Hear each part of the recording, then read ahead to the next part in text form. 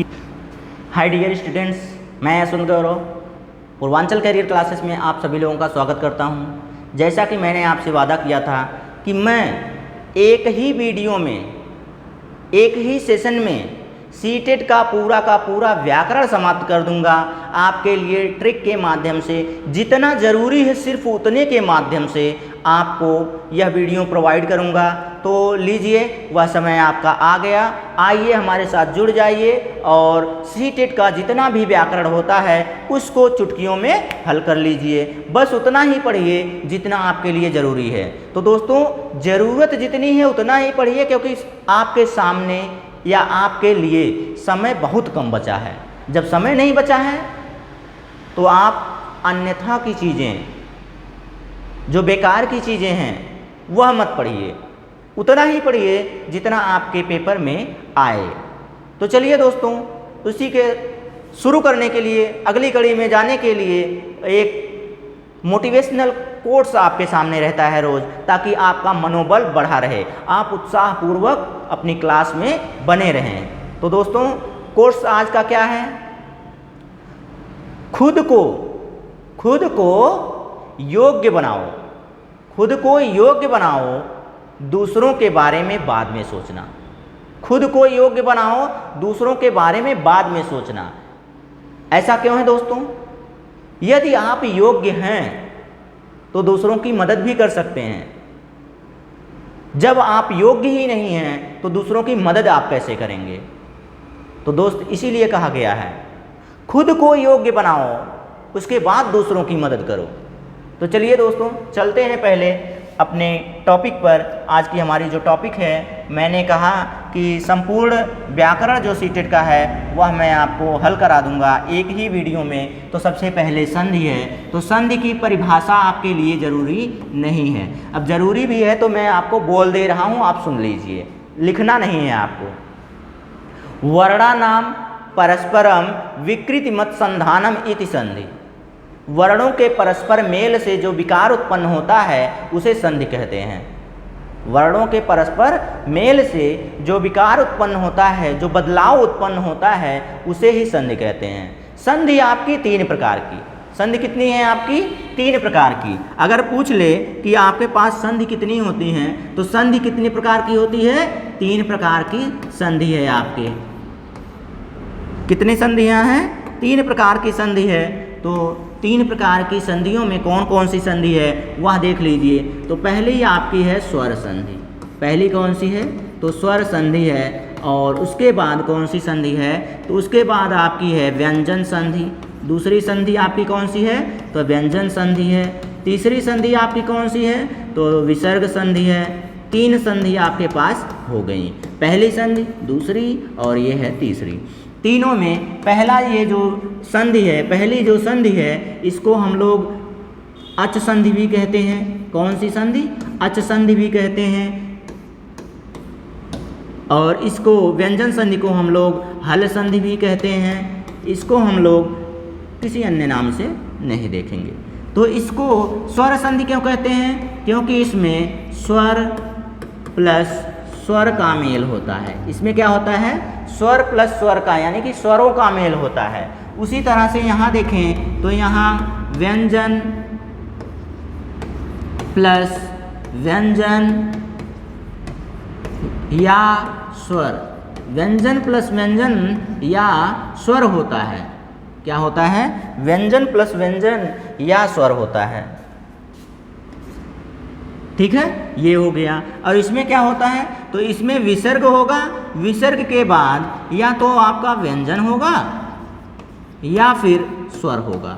ये होते हैं आपके मेल। यही आपके मेल होते हैं जो विकार उत्पन्न करते हैं, यानी कि बदलाव लाते हैं। क्या करते हैं? बदलाव लाते हैं।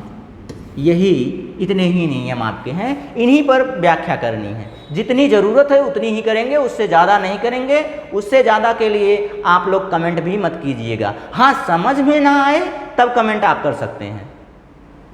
ठीक है, जितना पढ़ाएं, हम पर विश्वास करके उतना पढ़ लीजिए, आपका सीटेट क्रैक हो जाएगा। सीटेट के व्याकरण में आपका कोई प्रश्न नहीं फंसेगा, सब आप हल कर ले जाएंगे। चलिए चलते हैं। तो क्या है हमारा आगे का जो टॉपिक है वह कौन सा है, आइए देखते हैं।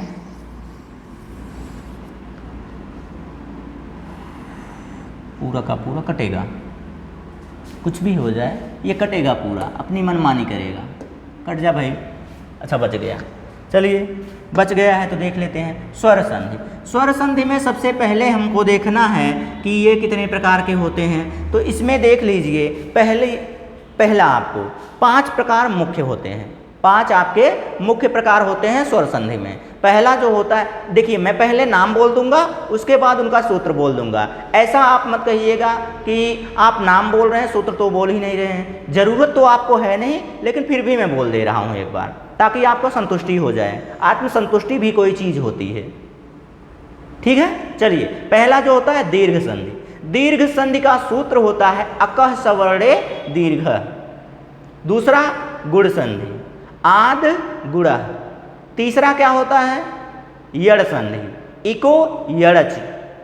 चौथा वृद्धि संधि, वृद्धि रेचि है। उसके बाद आपका अयादि संधि, अयादि संधि, एचो एवा यावा, एचो एवा यावा। उसके बाद होता है आपका पूर्व रूप संधि, एंग पदांतादति, इसका सूत्र है पूर्व रूप संधि। एंग पर रूप संधि जो 7वीं प्रकार बनेगा आपका, तो वो हो जाएगा पर रूप संधि, यानी कि एंग पर रूपम, ठीक है। 7 प्रकार मैंने आपको बता दिए हैं, 7 प्रकार में मैं थोड़ी थोड़ी चर्चा कर दूंगा। आइए देखते हैं कैसे कैसे है। तो सबसे पहली संधि कौन सी बनती है आपकी, तो यहाँ आइए देखते हैं। पहली संधि आपकी बनेगी वह होगी दीर्घ संधि। दीर्घ संधि सूत्र मैंने बोल दिया अकः सवर्णे दीर्घा, आप बार बार पूछिएगा मत। इसमें क्या होता है, इसमें समान स्वरों का मेल होता है। क्या होता है, समान स्वरों का मेल होता है, मेल होता है। इसमें क्या होता है, समान स्वरों का मेल होता है। समान स्वरों का मतलब क्या हो गया आप, तो यदि आ है तो आ का ही मेल होगा, ई है तो ई ही आएगा उसके पीछे। पूर्व पद में ई है तो पश्चिम पद में भी ई आएगा, उत्तर पद में भी ई आएगा, और उनसे मिलकर क्या बनेंगे हमेशा। नाम क्या है, दीर्घ संधि। नाम दीर्घ संधि है तो ह्रस्व आ मिले या दीर्घ आ मिले, आपको देखिए मैं लिखते चल रहा हूँ। यहाँ पे देखिए ह्रस्व आ है या फिर दीर्घ आ है, तो प्लस करके भी आपका, धन करके भी आपका दीर्घ हो या फिर ह्रस्व हो, इनका बनेगा तो आपका दीर्घ आ ही बनेगा, ठीक है। उसके बाद ई ह्रस्व हो या दीर्घ हो, इससे कोई फर्क नहीं पड़ता। यहाँ पे दीर्घ हो या फिर ह्रस्व हो, इनसे कोई फर्क नहीं पड़ता। ये बनेगा क्या, आपका दीर्घ ई बनेगा। ऊ में देख लीजिए, ह्रस्व हो या दीर्घ हो, इससे कोई फर्क नहीं पड़ता। इसके आगे पीछे ये देखिए, इनसे कोई फर्क नहीं पड़ता है, यह बनेंगे हमेशा दीर्घ ऊ ही बनाएंगे। उसके बाद री में देखेंगे, तो जब री भी देखेंगे तो री संस्कृत में आपको दीर्घ री भी मिलेगी। संस्कृत में क्या मिलेगी आपको, दीर्घ री भी मिलेगी। और दीर्घ री कैसे होती है दोस्तों, तो आइए देख लेते हैं, आपको बता देते हैं कि दीर्घ री होती कैसे है। ये देखिए, ये है आपका, डबल बार चम्मच लटका दीजिए। ये जो लटकाया जाता है डबल बार लटका दीजिए, दीर्घ हो गया। री भी दीर्घ होता है संस्कृत में। तो ये देखिए, री के साथ आ के साथ आ आया तो आ हो गया, ई के साथ ई आया तो दीर्घ ई हो गया। उसी तरह से जब आप देख रहे हैं तो यहाँ पे क्या हो रहा है, ये बदलता जा रहा है। क्या हो रहा है, बदलता जा रहा है। ये दीर्घ हो गया, ये भी दीर्घ हो गया, ये भी दीर्घ और ये भी दीर्घ, इसीलिए इसको दीर्घ संधि कहा जाता है। अब उदाहरण पर देखें या उदाहरण पर चलें, तो उदाहरण पर जब हम चलेंगे तो देखेंगे, ये देखिए, जैसे विद्यालय, विद्यालय, तो इसका जब हम तोड़ेंगे इसको तो क्या बनेगा, विद्याधन,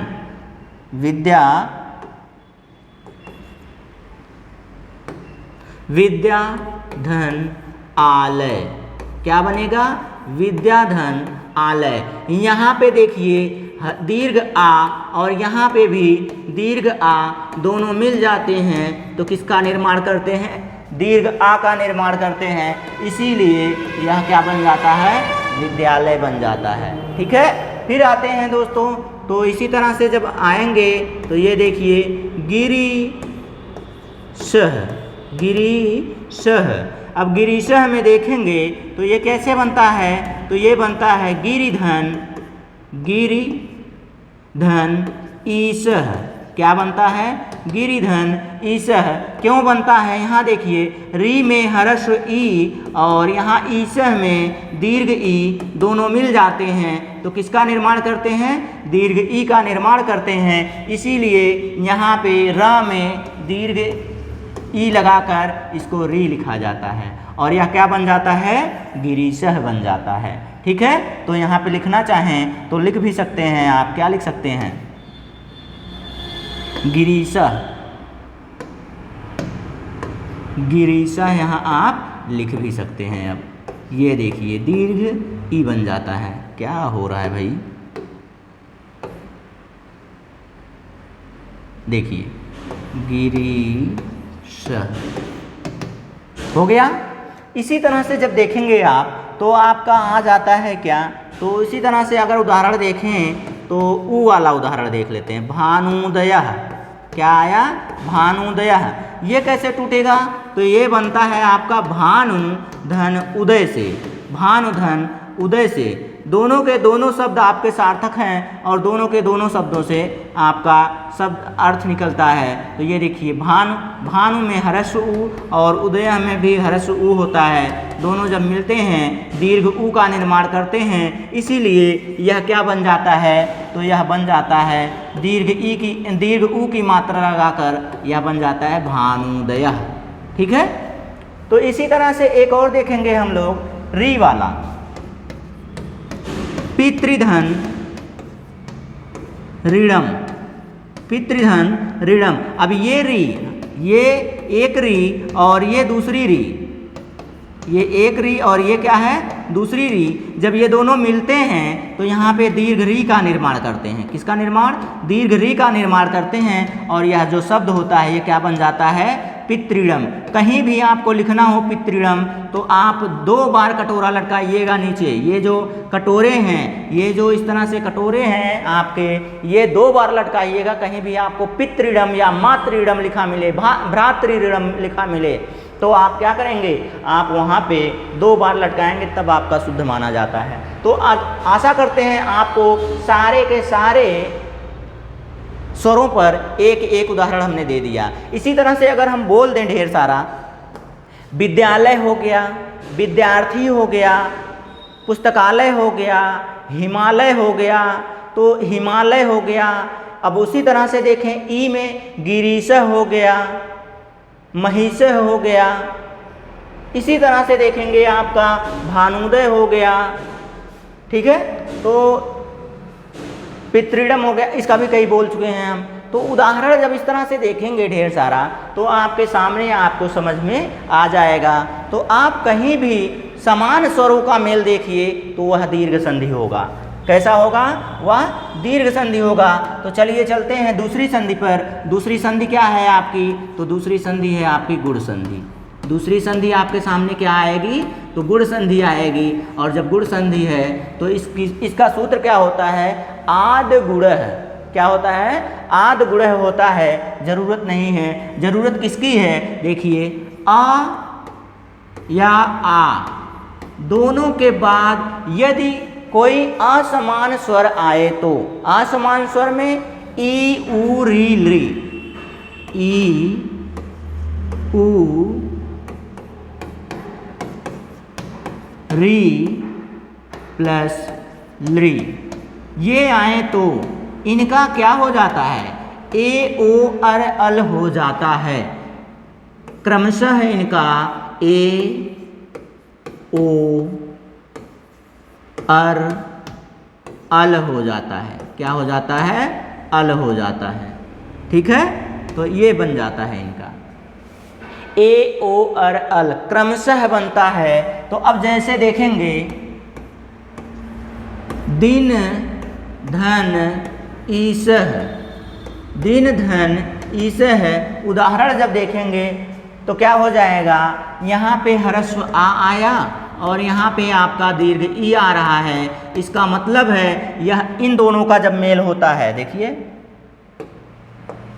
जब इन दोनों का मेल होता है, आ और ई का मेल होता है, तो मात्रा कौन सी बनती है, ए बन जाती है। जब मात्रा ए बन जाएगी तो क्या हो जाता है, जब मात्रा ए बन जाती है तब फिर यहाँ पे क्या हो जाएगा, ये मात्रा आपके न पर ही प्रयोग हो जाती है और यह बन जाता है दिनेशः। इसी तरह से आप जब बनाएंगे तो गणेशः, गण धन ईशः, महेशः, महाधन ईशः, महेशः, सुरेशः, उपेंद्र, उपधन इंद्रः, ज्ञानेंद्र, ज्ञान धन इंद्रः। तो जिस तरह से जब भी आपको किसी भी संधि में एक ही मात्रा दिखे, इसका मतलब है कि वह गुण संधि है। एक ही मात्रा दिखे आपको, इसका मतलब है कि गुण संधि है। उसके बाद आप देखिए यहाँ पर आपको आ के बाद उ मिले तो क्या हो जाएगा, ओ हो जाएगा। आ के बाद उ मिले, ये देखिए यही आ है ना, इनके बाद यदि उ मिले तो ओ बन जाता है। कैसे बन जाता है, तो आइए देखिए यहाँ पे एक उदाहरण लेते हैं हम, ज्ञानोदय, ज्ञानोदय क्या है, ज्ञानोदय। इसका विच्छेद जब करेंगे तो बनेगा ज्ञान धन उदय। क्या बना, ज्ञान धन उदय बना। अब ये देखिए नाम में क्या दिख रहा है आपको, ह्रस्व आ, क्योंकि किसी भी व्यंजन में ह्रस्व आ लगा ही होता है। फिर उसके बाद आप देखेंगे तो यहाँ पे ह्रस्व ऊ, और मैंने कहा है कि ऊ और आ और ऊ जब मिलेंगे तो क्या बन जाता है, ओ बन जाता है। अब जब ये ओ बन गया तो ये देखिए ज्ञान, यहाँ का आ यहाँ का ऊ दोनों मिलने के बाद क्या बन गया, ओ बन गया है। इसीलिए यह जो शब्द है वो क्या बन गया, ज्ञानोदय बन गया। इसी तरह से आप देखेंगे महोदय बन जाएगा। इसी तरह से क्या बन जाएगा, महोदय बन जाएगा। ठीक है, इसी तरह से क्या बन गया,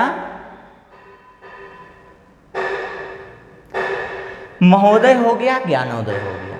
ठीक है, फिर चलते हैं, जब अगले क्रम पे चलेंगे तो देखेंगे कि अर बना है। क्या बना है, अर बना है। तो आ और री का मेल करवाना होता है इसमें। जब आ और री का मेल दिखे आपको तो अब देखिए आ और री का मेल जब दिखाते हैं तब कैसे दिखाते हैं, ये आ और री का मेल दिखाना है।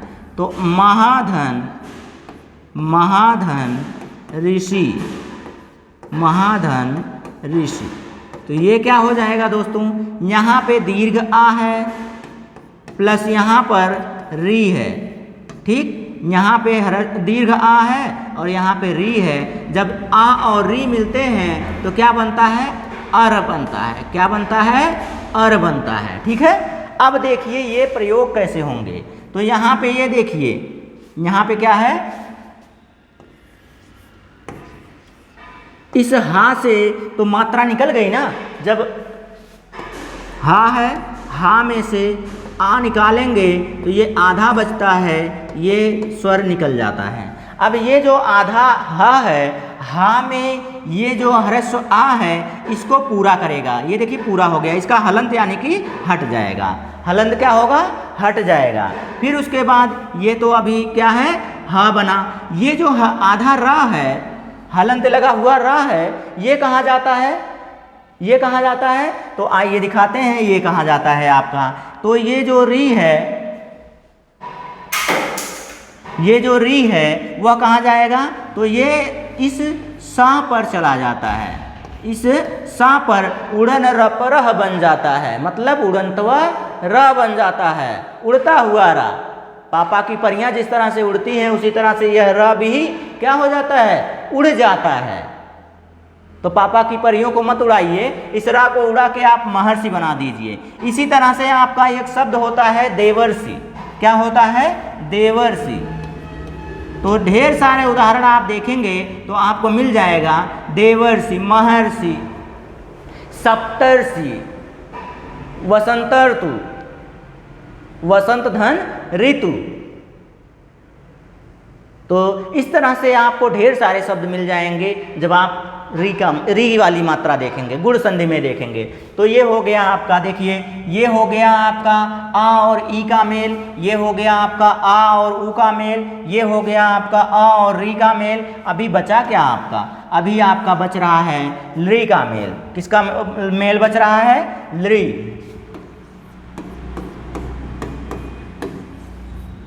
आ के बाद यदि री आए तो यह अल बन जाता है, ठीक है। तो जैसे तव धन ऋकार, इसका उदाहरण देखें, तव लकारः, तवल कारः, इसका क्या हो जाएगा तब, तव धन लृकारः। अब देखिए कहा क्या गया है कि आ के बाद यदि लृ आए, अब देखिए वा में आ है कि नहीं है, वा से जब आ निकालेंगे ह्रस्व आ बचा, जिस तरह से महर्षि में से निकाले थे अभी अभी, तो देखिए यहाँ बच गया। फिर उसके बाद यहाँ से लृ लेंगे तो ये हो गया। अब इन दोनों का जब मेल होता है तब ये क्या बन जाते हैं, अल बन जाते हैं। क्या बन जाते हैं, अल बन जाते हैं। अब जब अल बन गए तो ये वाला जो आ है, ये जो आ है वो वा को पूरा कर देता है, वा को क्या करता है, पूरा कर देता है, इसलिए यह तव बन गया। लेकिन ये जो ला है ये अभी अधूरा है, तो इसके पीछे हम लोग कारह जोड़ देते हैं, यह बन जाता है तवल कारह। क्या बन गया, तवल कारह। इसी तरह से लवधन लिकारह है तो हो जाएगा क्या, लवल कारह। तो आपको ये सारे शब्द आपके किस संधि में मिलेंगे, तो आपके गुण संधि में मिलेंगे। आशा करते हैं कि गुण संधि भी आपको समझ में आ गई होगी। तो ए की मात्रा मिले, ओ की मात्रा मिले, गुण संधि होता है। या फिर आपको देवर्षि, महर्षि, सप्तर्षि, वसंतर्तु, ये सारे शब्द मिले, जहाँ पे उड़ंत व र मिले आपको, वह भी गुण संधि होता है। तवलकारः, ये तो बहुत कम आपको मिलेगा। तवलकारः, लवलकारः, दो शब्द हैं, दोनों शब्द याद कर लेंगे तो आपको हो जाएगा। तो चलिए ये आपका हो गया गुण संधि। तो गुण संधि के बाद आपका आता है, चाहे वृद्धि संधि पढ़िए चाहे आप यड़ संधि पढ़िए। क्या पढ़िए, यड़ संधि। अब गुण संधि पढ़िए या यड़ संधि पढ़िए, तो इसमें क्या होता है, इको यड़चि। क्या होता है, इको यड़चि। अब देखेंगे जैसे आपको ई का या हो जाना, ई का क्या हो जाना, या हो जाना, ऊ का वा हो जाना, ई का या और ऊ का वा हो जाना, ठीक है। ई का या और ऊ का वा हो जाना कब होता है ऐसा, कब होता है ऐसा, तो आइए देखते हैं। जैसे आप देखते हैं स्वागतम, स्वागतम, क्या शब्द है आपका, स्वागतम। तो उदाहरण के हिसाब से देखें, इसमें यड़ संधि में क्या होता है, इको यड़चि होता है। क्या होता है, इको यड़चि। ई का या हो जाता है, ऊ का वा हो जाता है, री का रा हो जाता है और री का ला हो जाता है। तो इनको भी देख लीजिए, री का क्या हो जाता है, री का रा हो जाता है और री का क्या हो जाता है, री का ला हो जाता है, ठीक है। जब इस तरह से देखेंगे तो आपको समझ में आ जाएगा, अभी आसानी से समझ में आएगा।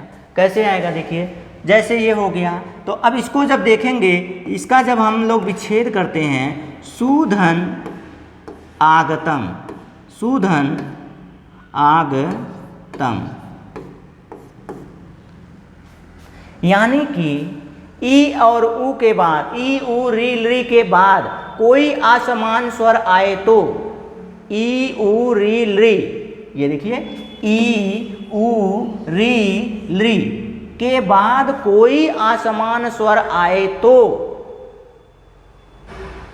ई का या, ऊ का वा, री का रा, लृ का ला हो जाता है, ठीक है।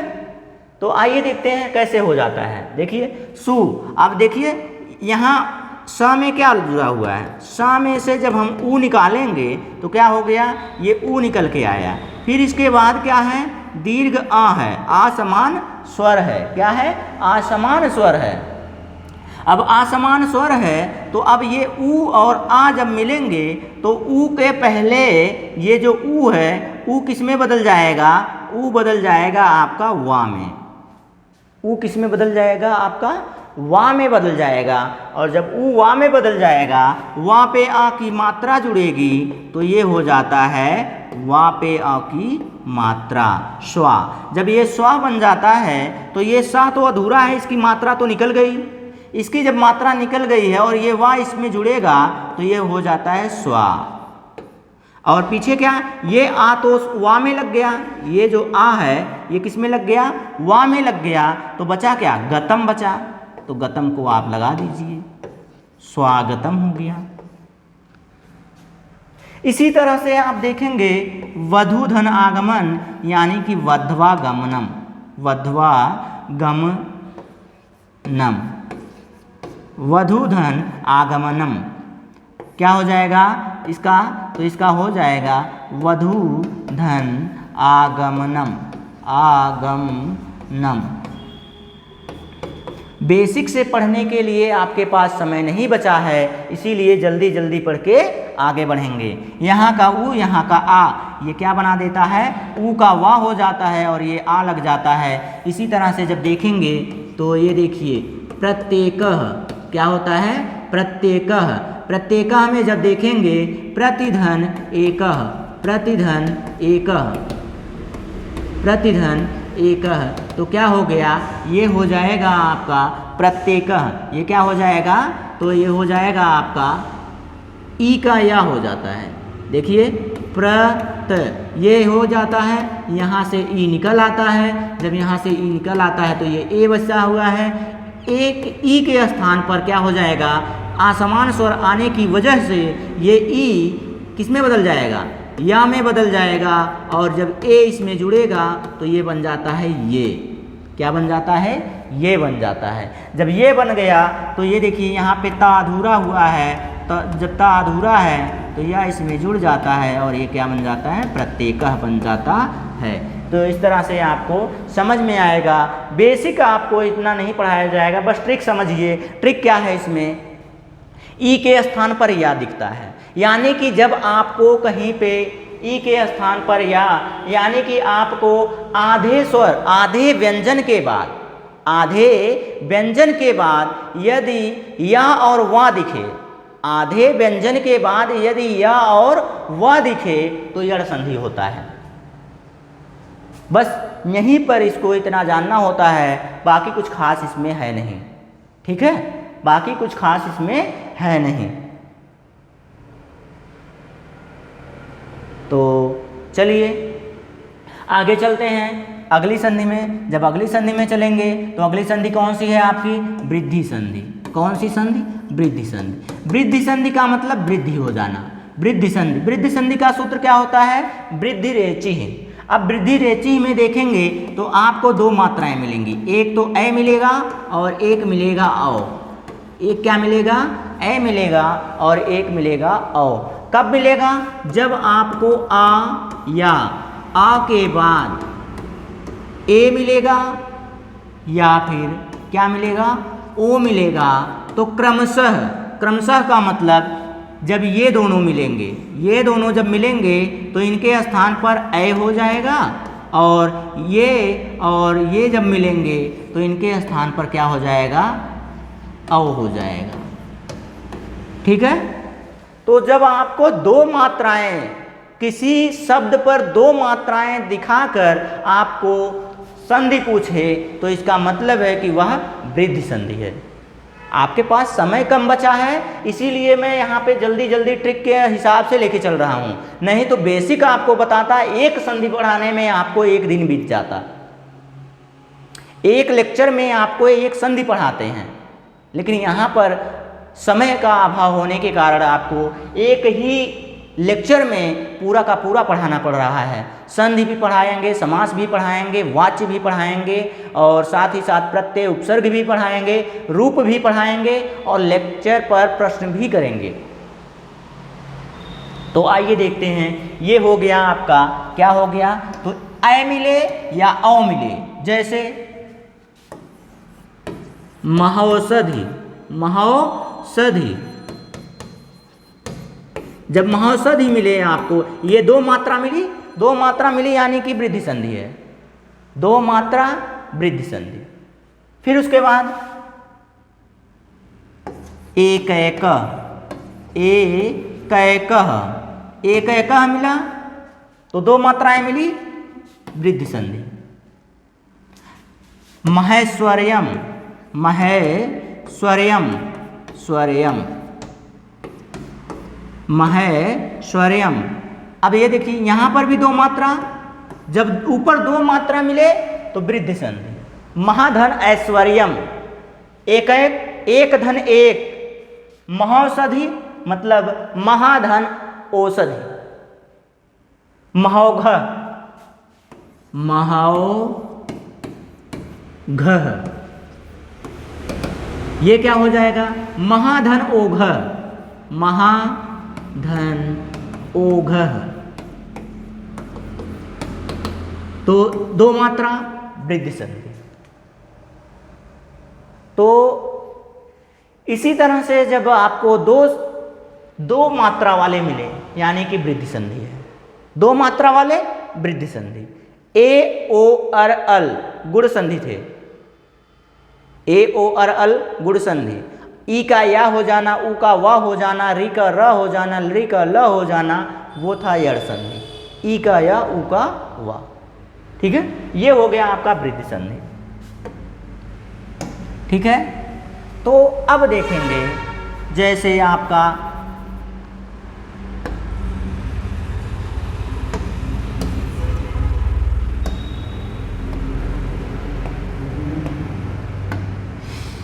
अयादि संधि। कौन सी संधि बचा है? अयादि संधि।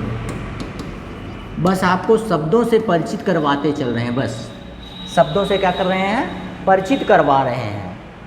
तो अयादि संधि सूत्र क्या होता है? एचो एवा यावह।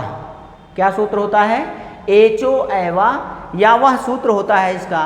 अब सूत्र तो आपको समझ में आ गया, यानी कि इसमें क्या होना चाहिए? तो इसमें ए ओ, ए ओ,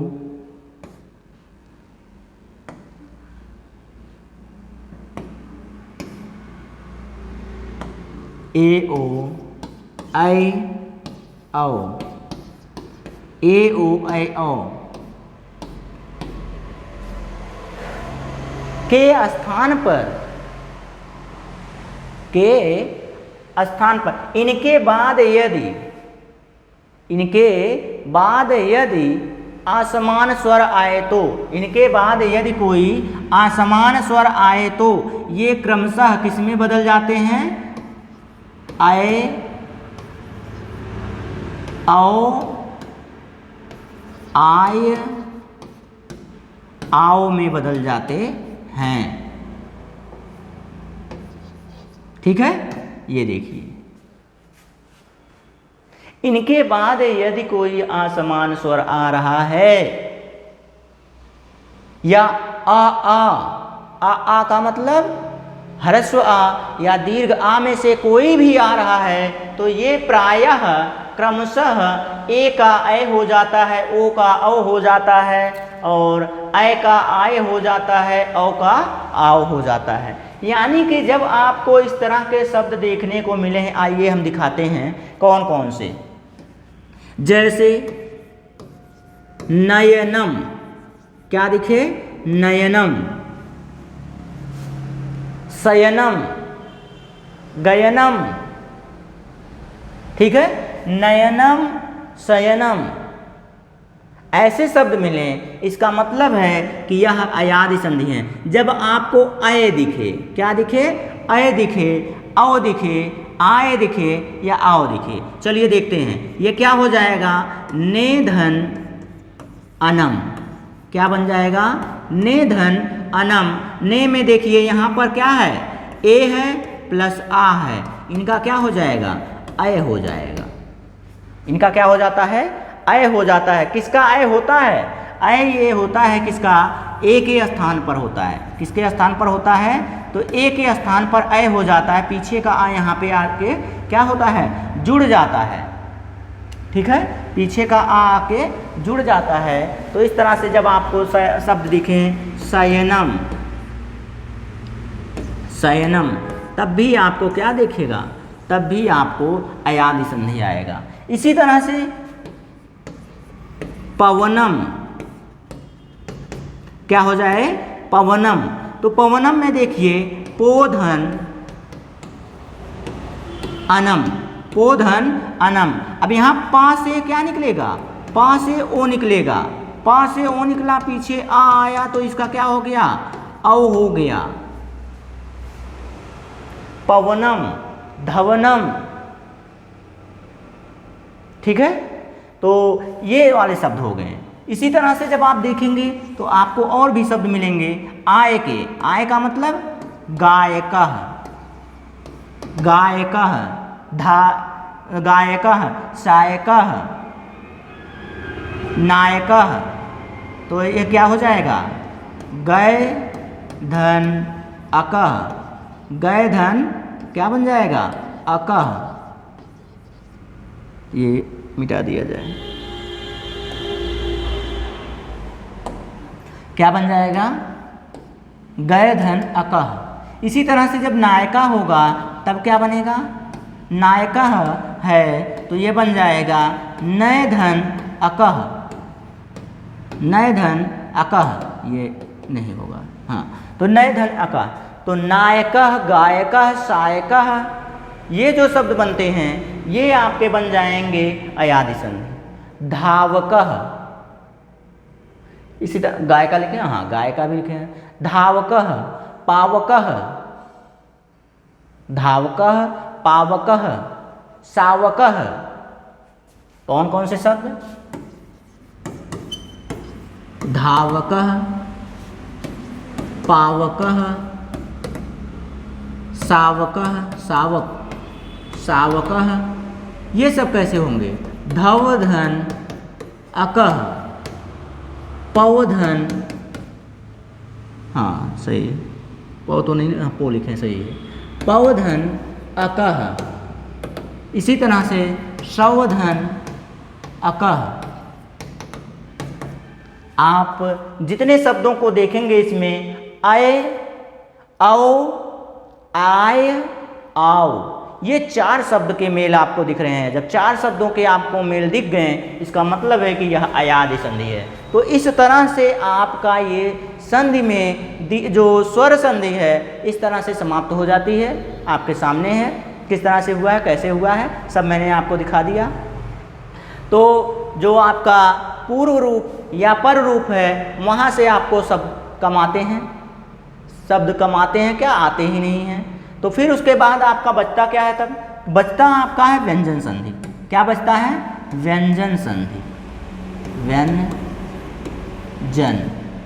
बस आपको इसमें नियम जान लेना है कि क्या क्या होता है। नियम इसमें यह है कि जब व्यंजन के बाद क्या है, जब व्यंजन के बाद व्यंजन या फिर स्वर आए तो जब इनमें विकार उत्पन्न होता है तब इसे क्या कहते हैं, व्यंजन संधि कहते हैं। जैसे वाक धन, वाक धन, धन लगाना था, क्या लग रहा है, वाक धन मय, वाक धन मय। अब देखिए इसमें यहाँ भी व्यंजन है, यहाँ भी व्यंजन है। जब दोनों जगहों पर व्यंजन है, दोनों जगहों पे व्यंजन है, इसका मतलब है कि यह कौन सी संधि हो जाएगी। आपको मिलाने की क्या ज़रूरत है, बस इतना जानना है कि ये व्यंजन संधि हो गई। और इसको जब मिलाएंगे तो ये क्या हो जाता है, वांग्मय हो जाता है। क्या हो जाता है, वांग्मय हो जाता है। इसी तरह से सत धन जनः क्या हो जाएगा, तो ये हो जाता है आपका सज्जनः। क्या हो जाता है, सज्जनः। और इस तरह से जब यह नहीं होता है तो सदधन जनः, सदधन जनः जब भी रहेगा तो ये त हो जाता है, ता के बाद ये जो रूप होता है तीसरे का रूप ले लेता है, उसी वर्ण के तीसरे का रूप लेता है, तब यह बन जाता है क्या, सज्जना। सतधंजना मिले तब भी ठीक है, सदधंजना मिले तो ये शुद्ध होता है। शुद्ध कौन होता है, सदधंजन। क्या शुद्ध होता है, सदधन जनः, सज्जन। वांग्मय क्या हो गया, वांग्मय हो गया। तो इस तरह से जब देखेंगे आप लोग तो आपको समझ में आएगा कि व्यंजन संधि क्या होती है। तो आइए इसे थोड़ा साफ कर दें। हाँ, ये साफ हो गया। और तब तक आप लोग कमेंट में कोई एक उदाहरण देखिए, व्यंजन संधि का उदाहरण देखिए, उसके बाद तब हम आपको 1 मिनट के लिए पानी पी लेते हैं। चलिए कमेंट में उदाहरण कीजिए जल्दी से, तब तक पानी पी लें।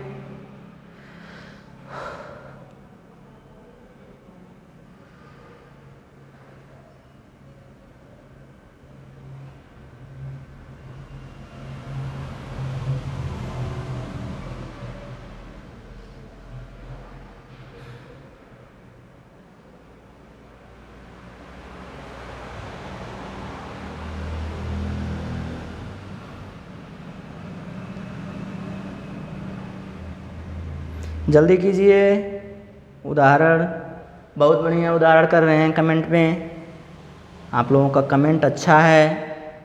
जल्दी जल्दी और कोई उदाहरण, जितने उदाहरण हो सकें जल्दी कीजिए। आप लोग तो कमाल के हैं,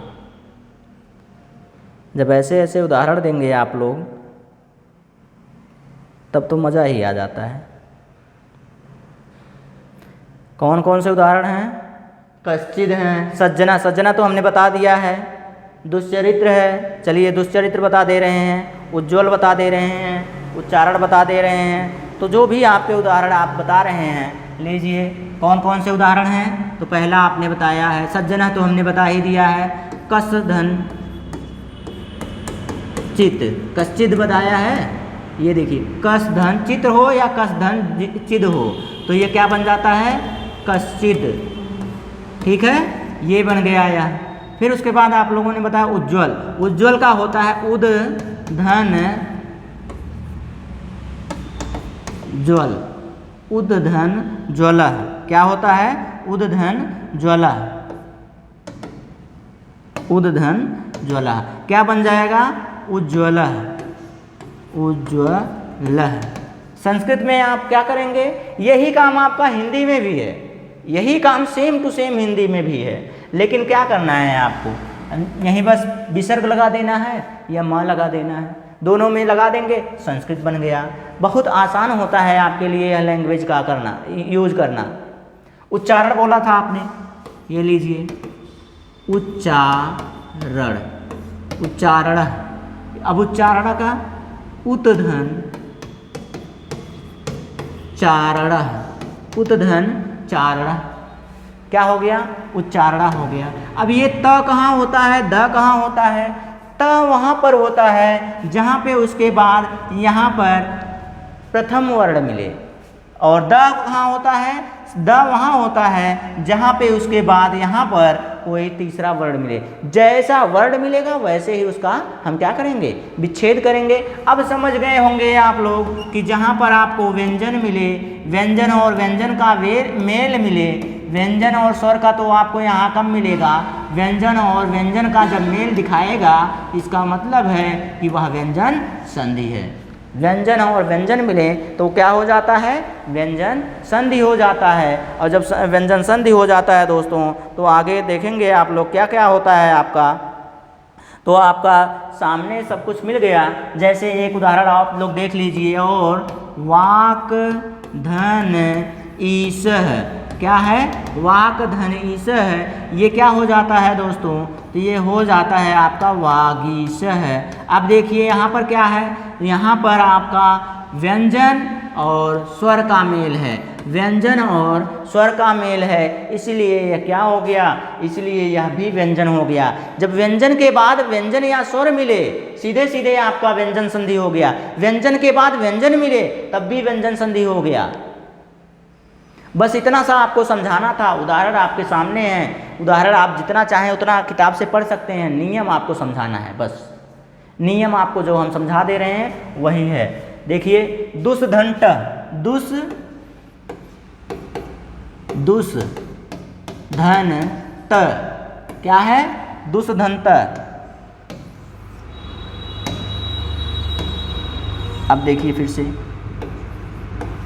दुस धन त क्या हो जाएगा, तो ये हो जाता है दुष्ट। क्या हो गया, दुष्ट हो जाता है। ठीक है, तो व्यंजन के बाद व्यंजन मिल रहे हैं, व्यंजन के बाद व्यंजन मिल रहे हैं, व्यंजन के बाद स्वर मिल रहे हैं, तो आपकी व्यंजन संधि हो रही है। ठीक है, तो जिस तरह से आपको पढ़ना है आप आसानी से इसको क्या कर सकते हैं, पढ़ सकते हैं। जैसे आपका हो गया शुद्ध, शुद्ध को आप शुद्ध कीजिए तो शुद्ध शब्द, शुद्ध शब्द का विच्छेद कीजिए, क्या होगा, शुद्ध धन ध। अब ये क्या हो गया, शुद्ध धन धा बराबर क्या हो जाएगा, शुद्ध। क्या हो जाएगा, शुद्ध। अब किसमें से कौन सा धा इसमें से परिवर्तित होता है दा में, वह आप कमेंट करके बताइएगा। हमने तो दिखा दिया कि व्यंजन के बाद व्यंजन हुआ है, व्यंजन के बाद व्यंजन होने का मतलब है कि व्यंजन संधि है। अब इसमें से कौन सा, ये वाला ध द बनता है या ये वाला ध द बनता है, ये आपको कमेंट करके बताना है। आप इसको कमेंट करके बताएंगे कि कौन सा क्या है, तब हम समझेंगे कि आप लोगों ने सही समझा है जो हमने समझाया हुआ है। उसके बाद क्या आता है आपका, उसके बाद आता है विसर्ग संधि। उसके बाद क्या है, विसर्ग संधि। अब विसर्ग संधि में जब देखेंगे तो विसर्ग संधि में विसर्ग के बाद आपको व्यंजन मिलेगा, क्या मिलेगा, व्यंजन मिलेगा या फिर स्वर मिलेगा, या फिर क्या मिलेगा, स्वर मिलेगा। तब जाके आपकी ये संधि जो है वह कौन सी संधि होगी, विसर्ग संधि होगी। जैसे धनु धन टंकारः, धनु धन टंकारः बराबर क्या हो जाएगा, धनुष टंकारः। ठीक है, ये बन गया आपका। देखिए यहाँ पे विसर्ग मिला आपको, इसका मतलब है विसर्ग संधि। इसी तरह से आपको नमः धन कारः, नमः धन कारः तो क्या हो गया, ये हो जाएगा आपका नमस्कारः, ये हो गया आपका। निस धन, निस नहीं, निश नहीं, निह धन, निह धन चलः क्या हो जाएगा, निश्चल। क्या हो जाएगा, निश्चल, निश्चल हो जाएगा। ठीक है, निश्चलः। और इसी तरह से निधन संदेह, निधन संदेह, निधन संदेह। थोड़ा सा गलती हो जाती है जल्दी के चक्कर में, ये देखिए इसे डिलीट कीजिए।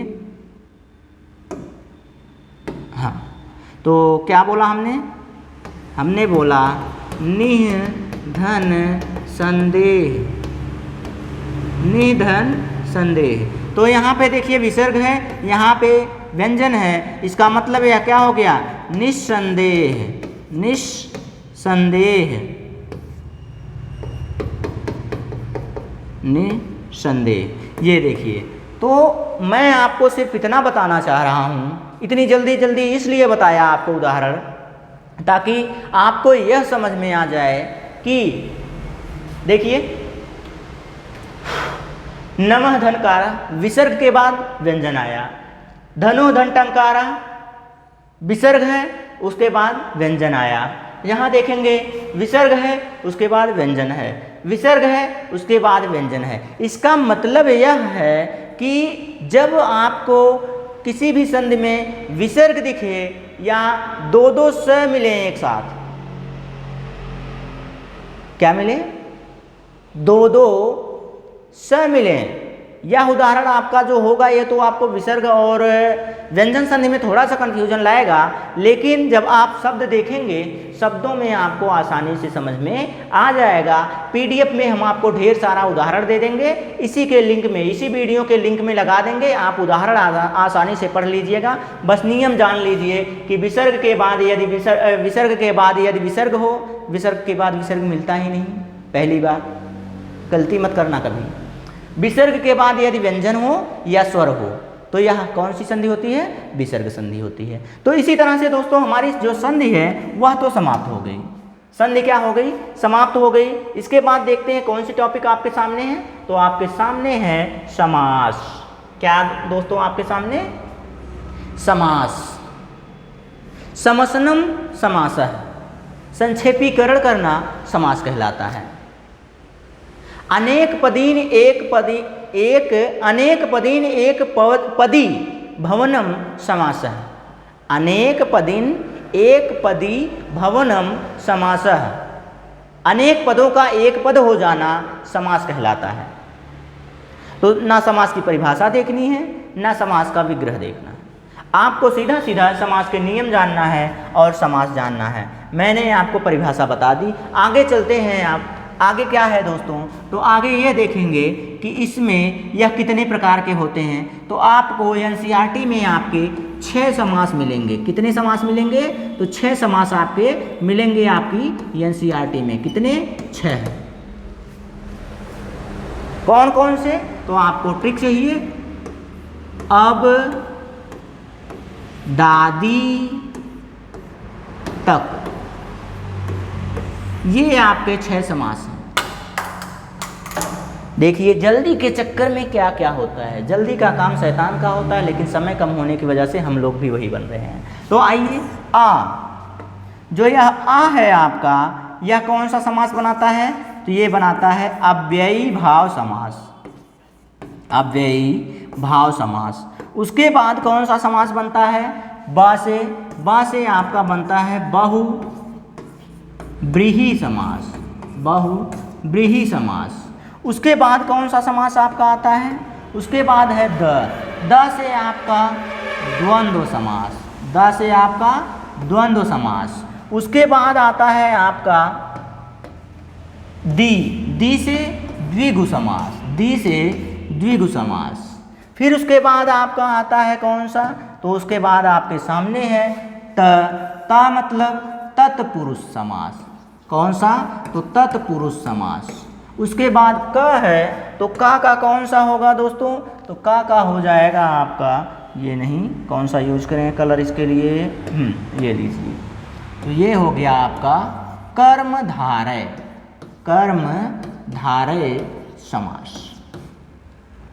अब आप देखेंगे ध्यान से, तो ये हो गया 1, ये हो गया 2, ये हो गया 3, ये हो गया 4, ये हो गया 5, ये हो गए 6 समास हमने आपको बताया। अब दादी तक, बस आप इतना रखिए याद, कितना, कहाँ तक? अब दादी तक। अब दादी तक का मतलब अव्ययी भाव, बहुव्रीहि, द्वंद्व, द्विगु, कर्मधारय, तत्पुरुष।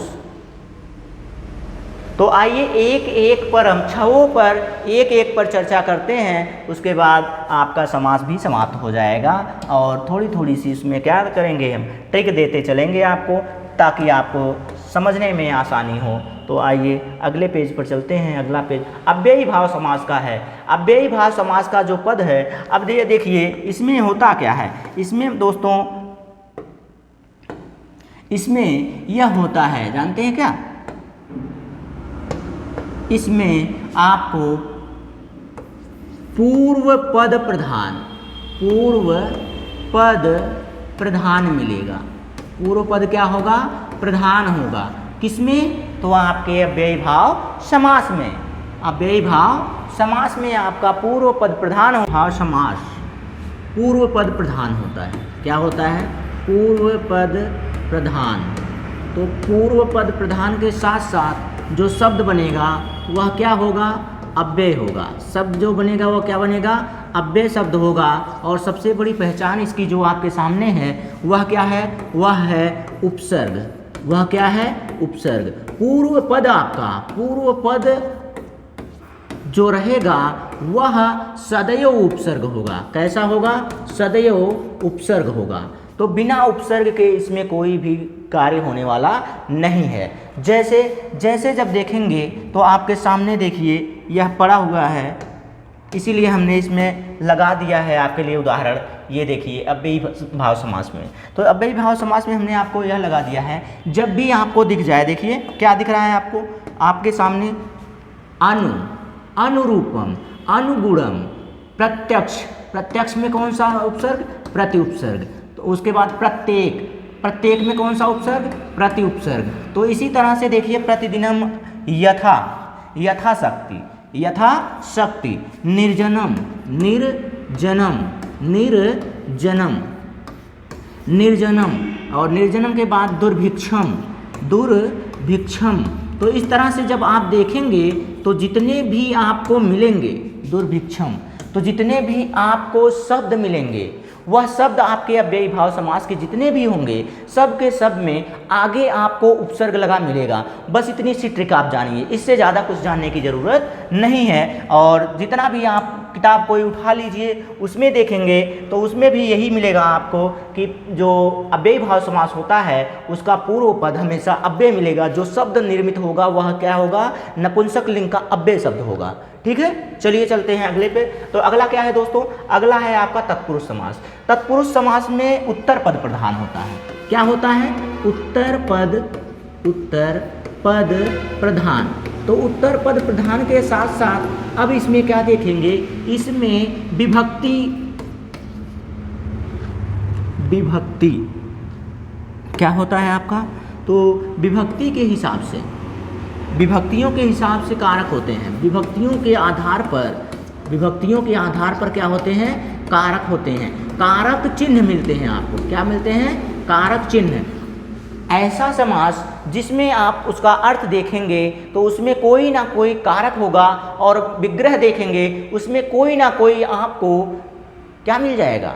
कोई ना कोई आपको विभक्ति मिलेगी, कोई ना कोई विभक्ति मिलेगी। और जो विभक्ति मिलेगी वही उसका तत्पुरुष समास होता है। द्वितीय तत्पुरुष, तृतीय तत्पुरुष, चतुर्थी तत्पुरुष, पंचमी तत्पुरुष, षष्ठी तत्पुरुष और सप्तमी तत्पुरुष।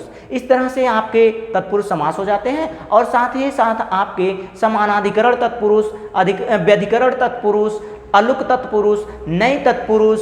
तो इस तरह से जितने भी आपको मैंने नाम बताया उतने प्रकार में यह विभक्त हो जाता है, विभाजित हो जाता है। लेकिन आपके सामने देखिए ये मैंने कहा ना कारक चिन्ह आपको मिलेंगे, का, से, को, में, पर। ये देखिए में, पर, से, के द्वारा, के द्वारा। तो ये जो कारक चिन्ह होते हैं, कारक चिन्ह इसमें सबसे महत्वपूर्ण होते हैं जो बताते हैं कि यह तत्पुरुष समास है। देखिए राज्ञः पुरुषः, राज्ञः, राज्ञः पुरुषः, राज्ञः पुरुषः। राज्ञः पुरुषः जो होता है वो क्या होता है? राजपुरुष। क्या होता है? राजपुरुष को कहते हैं, राजा का पुरुष, राजा का पुरुष।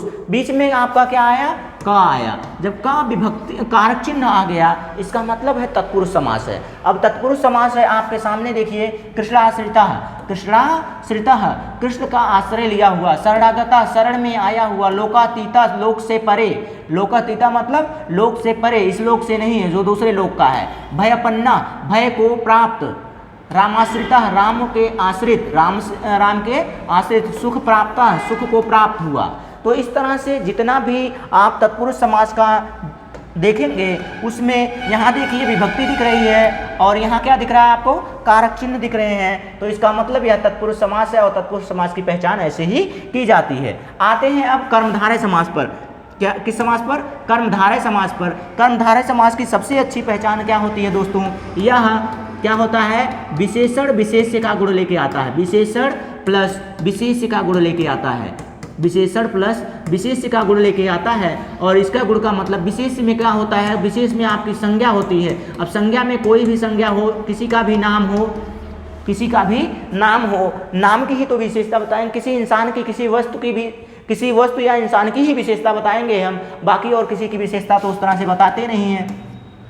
अब ये देखिए, ये क्या होता है, विशेषता बताने वाला शब्द, विशेषता बताने वाला शब्द। जो विशेषता बताने वाला शब्द है, देखिए जो विशेषता बताने वाला शब्द है आपका, वही इसमें आपकी पहचान करवाता है कि यह कर्मधारय है, वही पहचान करवाता है कि यह क्या है, कर्मधारय है। देखिए कृष्ण सर्पा, काला सांप, महादेव, देवों के देव, जो महान देव हैं वही क्या है, महादेव हैं। महाराजा, महान राजा, जो महान है वही राजा है। अब राजा की महानता बता रहा है, यहाँ आत्मा की महानता, श्रेष्ठ पुरुषा, श्रेष्ठ जो है वो पुरुष की विशेषता बता रहा है। यहाँ महर्षि, महान ऋषि, ऋषि कैसा है, महान है, पुरुष कैसा है, महान है। उसी तरह से देखिए श्वेत अंबर, श्वेत वस्त्रम, श्वेत वस्त्रम का मतलब सफेद वस्त्र, क्या लिखा तो हुआ है, सफेद वस्त्र। अब ये सफेद वस्त्र का कैसा है, सफेद है, यानी कि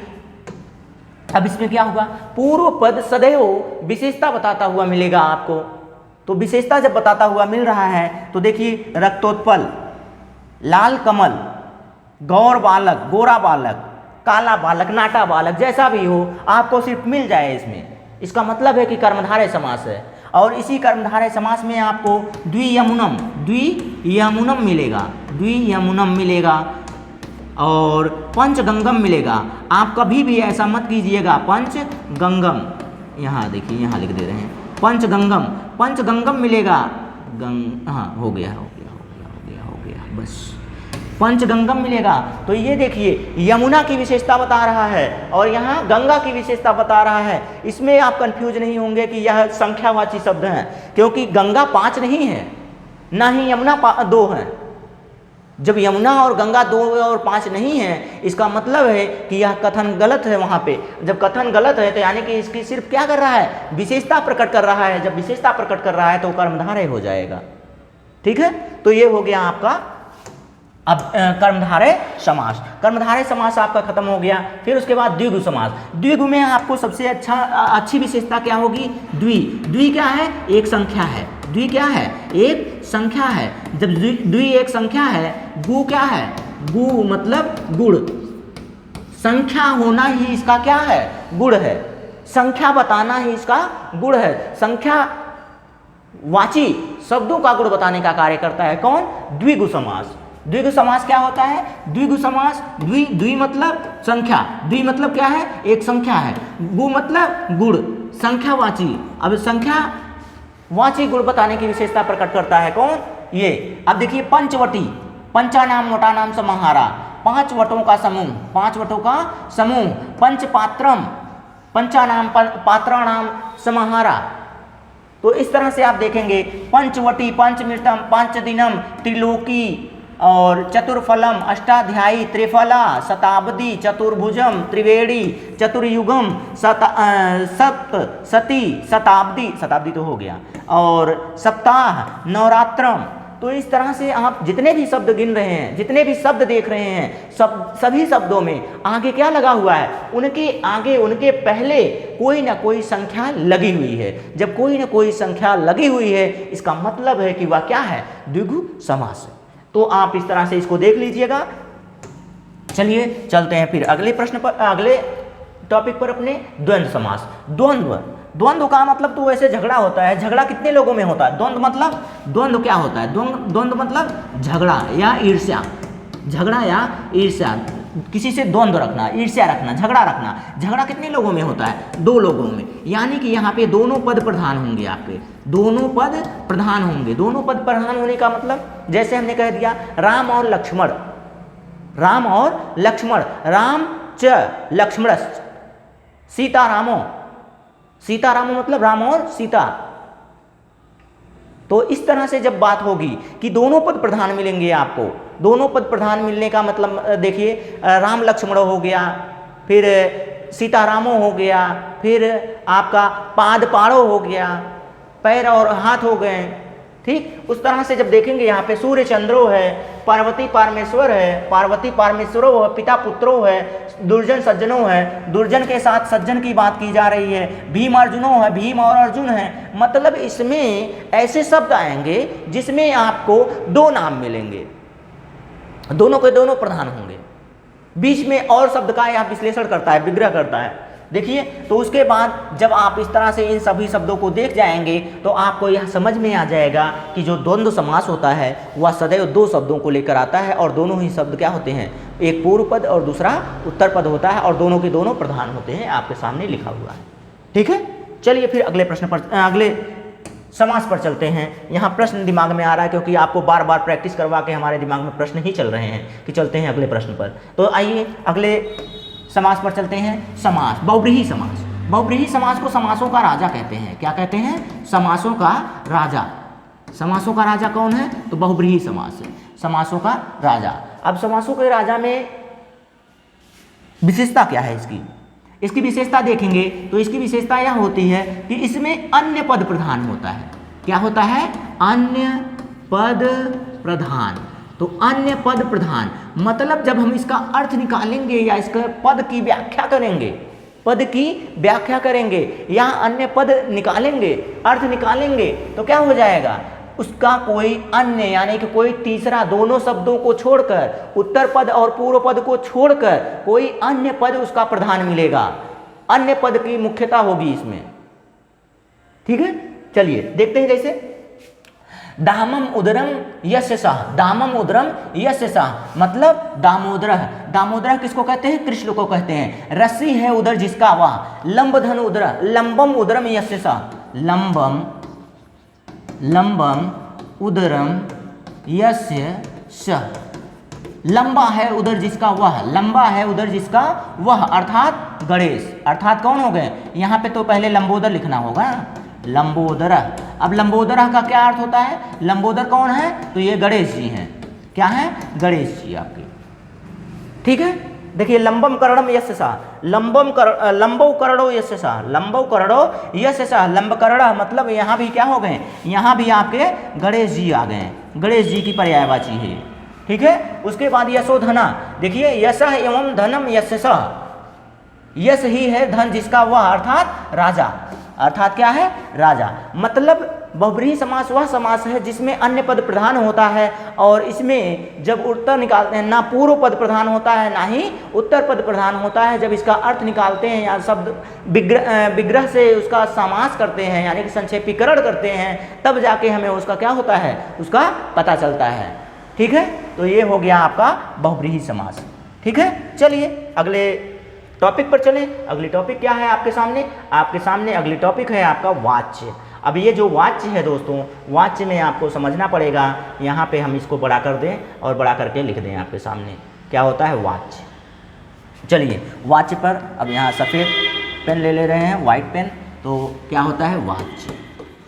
वाच्य आपका क्या होता है? वाच्य देखिए वाक्य होते हैं। वाक्य, अब इसमें वाक्यों में आपको वाक्य कितने प्रकार के? तो 3 प्रकार के होते हैं। कर्तृवाच्य, कितने? कर्तृवाच्य, भाववाच्य, भाववाच्य, भाववाच्य के साथ कर्मवाच्य। 3 वाच्य आपके हैं, लेकिन पूछता कितना है आपको? एक कर्मवाच्य पूछता है और एक कर्तृवाच्य पूछता है। भाववाच्य को उसी बीच में गायब कर देता है, भाववाच्य को गायब कर देता है। चलिए चलते हैं कर्तृवाच्य। कर्तृवाच्य जो होता है इसमें कर्ता प्रधान होता है। क्या होता है? कर्ता प्रधान होता है, कर्ता प्रधान होता है। और इसमें कौन प्रधान होता है? इसमें कर्म प्रधान होता है। नाम से ही आप समझ सकते हैं कि कौन प्रधान होता है, कौन मुखिया है उसका। तो इसमें ये है और इसमें ये है। ठीक, इसके बाद अब देखिए ये साधारण वाक्य होते हैं, ये साधारण अनुवाद वाक्य होते हैं, साधारण अनुवादिक वाक्य होते हैं। मतलब साधारण वाक्य जो किया जाता है, जैसे राम घर जाता है, राम घर जाता है, इसका हम साधारण अनुवाद करेंगे तो क्या हो जाएगा? रामः गृहं गच्छति, रामः गृहं गच्छति। रामः गृहम गच्छति, ये आपका कर्तृवाच्य हो गया साधारण वाला। और इसी के बाद जब चलेंगे हम इसमें कर्मवाच्य में, तो कर्मवाच्य को कर्म को महान प्रधानता देंगे, तो ये हो जाएगा आपका रामेण गृहम गम्यते। अब इसमें अंतर क्या है, अब आपको दिखा रहे हैं हम। इसमें देखिए कर्तृवाच्य में जो कर्ता होता है वह प्रथमा में होता है। किसमें होता है?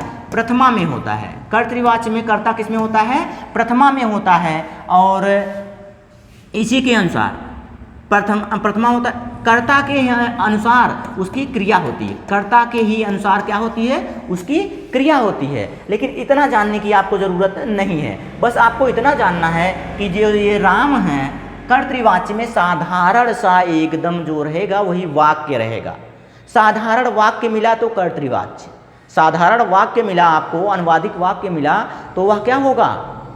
कर्तृवाच्य होगा। बस इतना सा जानना है, ठीक है। साधारण अनुवादिक वाक्य यह क्या हो गया? आपका कर्तृवाच्य हो गया। हमने आपको दिखा भी दिया, ठीक है। किसके अनुसार? कर्ता के अनुसार क्रिया, कर्ता के अनुसार क्रिया। यहाँ कर्म के अनुसार क्रिया होती है, यहाँ किसके अनुसार? कर्म के अनुसार क्रिया होती है। और जो आपका कर्ता होता है, कर्ता आपका तृतीया में होता है। किसमें होता है? तृतीया में होता है। कर्ता आपका तृतीया में, और जो क्रिया होती है वह कर्म के अनुसार होती है, कर्मानुसार, कर्म के अनुसार होती है। अगर आप इतना समझ गए हैं तो आपको वाच्य से कोई नहीं हटा सकता और 1 नंबर आपका पक्का हो जाएगा। चलिए देखिए, तो ये जो रामेण है, इसी तरह से अगर हम कहें सह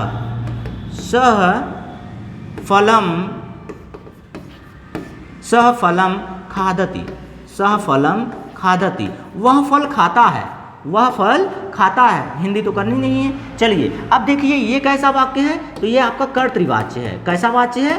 कर्तृवाच्य है। जब ये आपका कर्तृवाच्य हो गया तो इसको कर्मवाच्य में बदला जाए। तो कर्मवाच्य में जब हम इसको बदलेंगे, किसमें? कर्मवाच्य में बदलेंगे जब इसको हम, तो कर्मवाच्य में बदलने के लिए सह का क्या हो जाएगा? तृतीया, इसका हो जाएगा तेन, और फलम का फलम ही रह जाएगा। फलम का प्रथमा फलम ही होता है। उसके बाद आएंगे खादति, खादति का क्या हो जाएगा? खाद्यते हो जाएगा। क्या हो जाएगा?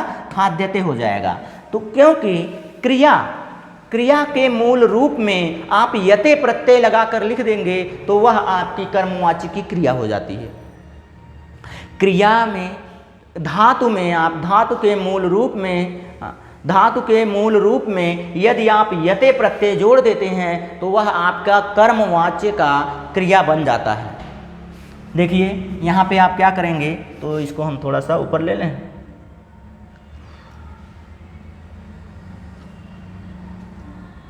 ये हो गया, तो यहाँ लिख दे रहे हैं, यहाँ आपके लिए लिख दे रहे हैं। तो कर्मवाच्य में, कर्मवाच्य की बात करें तो कर्मवाच्य में आपका जो कर्ता होता है वह किस में होता है? तृतीया में होता है, तृतीया में रहेगा।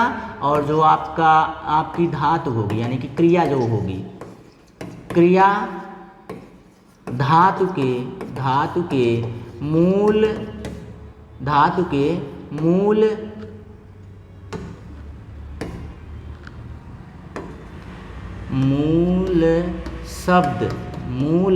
शब्द में, धातु के मूल शब्द में यते प्रत्यय, कौन सा प्रत्यय? तो यते प्रत्यय जोड़कर,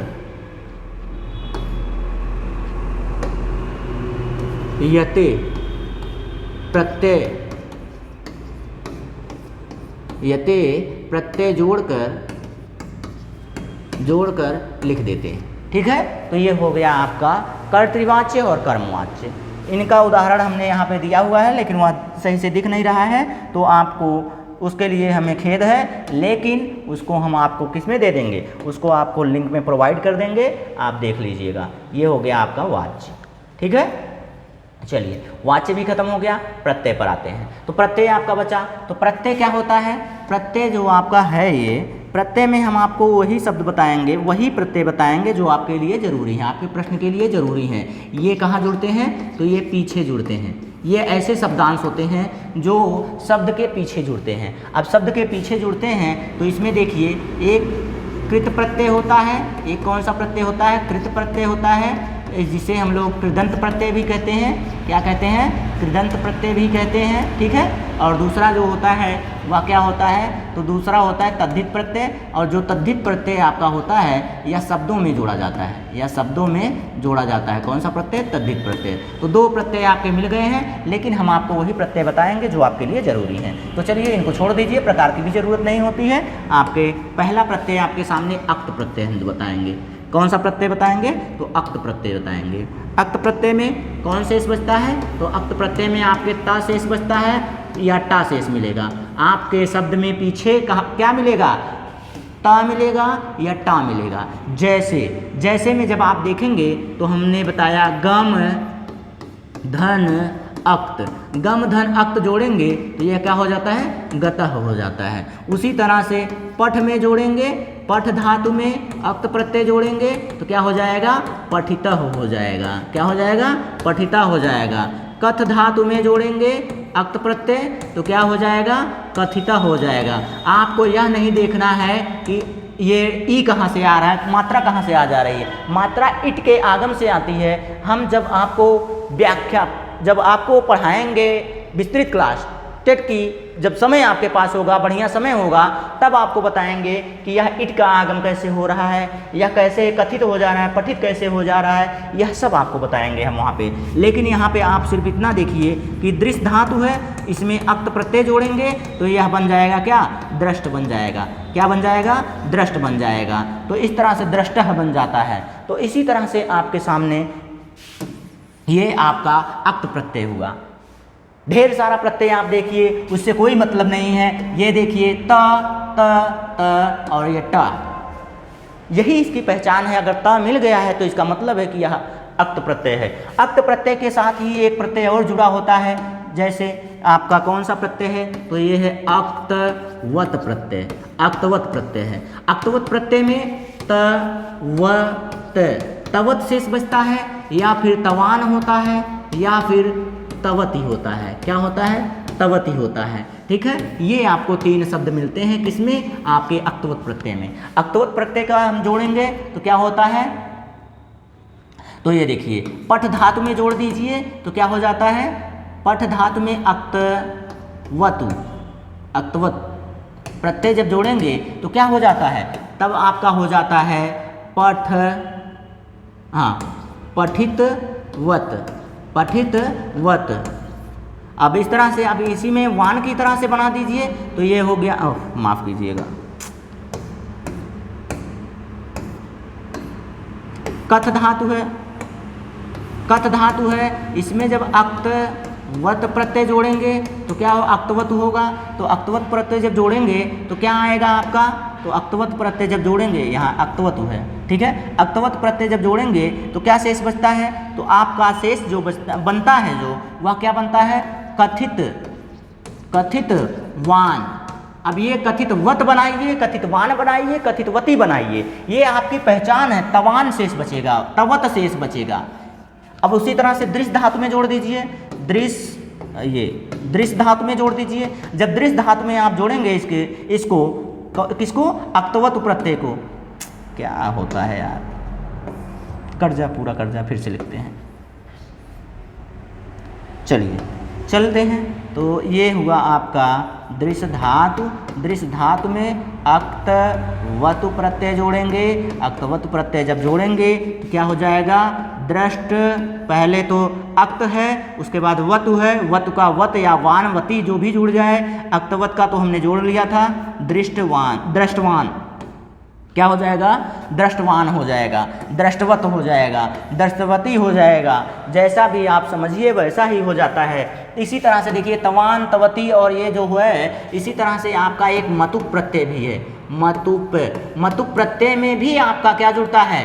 वान और वती जुड़ता है, वान और वती जुड़ता है। लेकिन दोनों में अंतर क्या है? ये जुड़ता है धातुओं में, ये जुड़ता है धातु में, और यह जुड़ता है शब्दों में।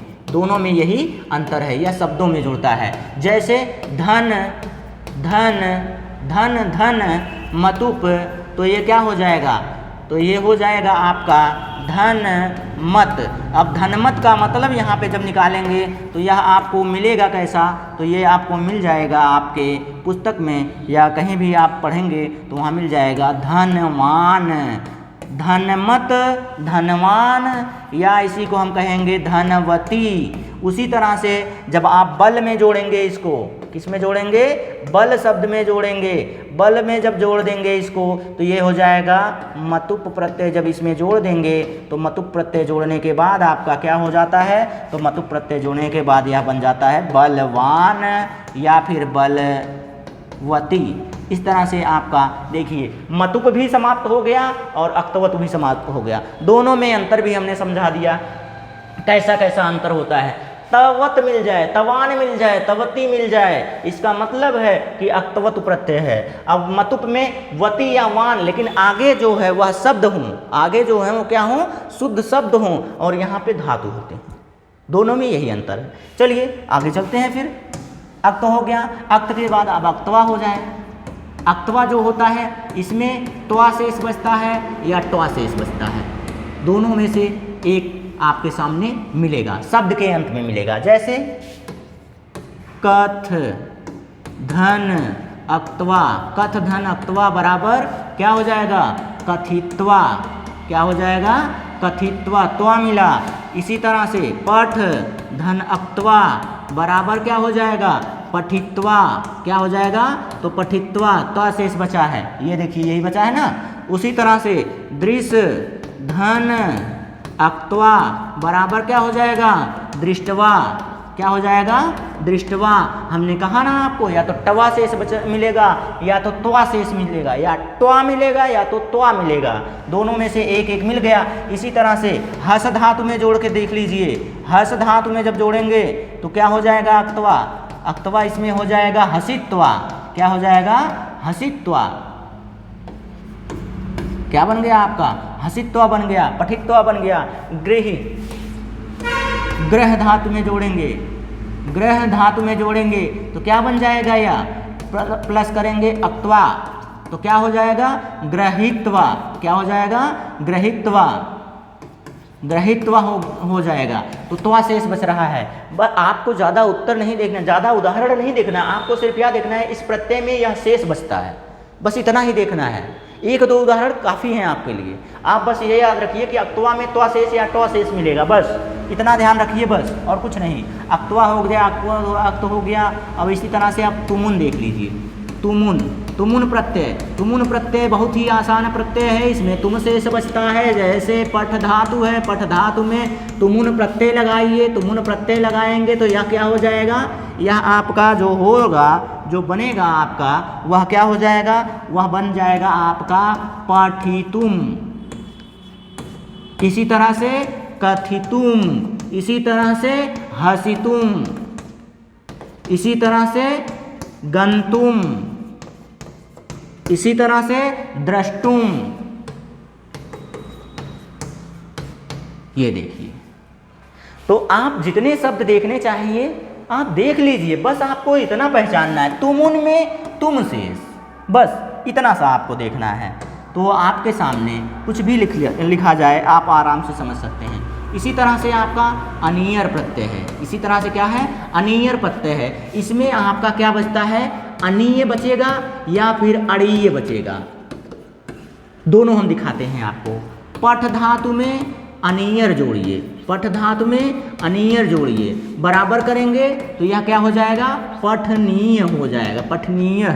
और इसी तरह से जब आप देखेंगे रम धातु में देखेंगे, रम धातु में अनियर प्रत्यय जोड़ दीजिए, अनियर प्रत्यय, तो ये क्या हो जाएगा आपका, रमणीय हो जाएगा। नोड़ा समान पदेह बना जाता है, नोड़ समान पदेह से नकारा हो जाता है। उसी तरह से क्री देख लीजिए, क्रिय के साथ अनीय देख लीजिए, क्रिय के साथ अनियर देख लीजिए तो क्या हो जाएगा, करणीय हो जाएगा। ठीक है, ये हो गया आपका। तो इसी तरह से आप जब ध्यान देंगे अनियर में क्या शेष बचता है, तो अड़ीय शेष बचता है या अनीय शेष बचता है। इस तरह से देखें, कथनीय एक शब्द होता है कथनीय, तो कथनीय देख लेंगे, ये हो गया। ठीक है, तो जितना आप चाहेंगे उतना शब्द आपको मिल जाएगा, बस आप अनियर को ध्यान रखिएगा। तो ये हो गया आपका अनियर। उसी तरह से आपका एक शब्द है सानच। क्या शब्द है? सानच। सानच में आपको क्या बचता है? मान। सानच में क्या बचता है? मान या माना। मान या क्या बचता है? माना। मान या माना। जैसे भास धन सानच। भास धन सानच प्रत्यय। भास धन कौन सा प्रत्यय? तो सानच प्रत्यय। सानच। तो भास में जब सानच जोड़ेंगे तो ये होता है भास माड़। भास माड़ हो जाता है, भास माड़ा है। अब इसी तरह से देखेंगे तो यह स्त्रीलिंग में जब बनेगा तो भास माड़ा हो जाएगा। तो ये हो जाता है, ठीक है।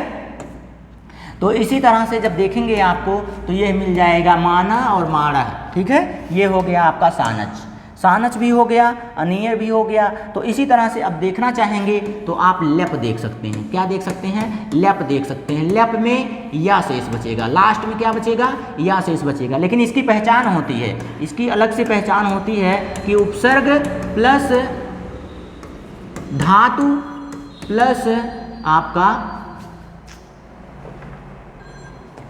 उपसर्ग हो गया, धातु हो गई और साथ में प्रत्यय। प्रत्यय में कौन सा प्रत्यय? एक मिनट माफ कीजिएगा, प्रत्यय आप लेप लिख दीजिए सीधा सीधा। क्या लिखिएगा? लेप लिख दीजिए, तब ये लगता है, ठीक है। आपको जैसे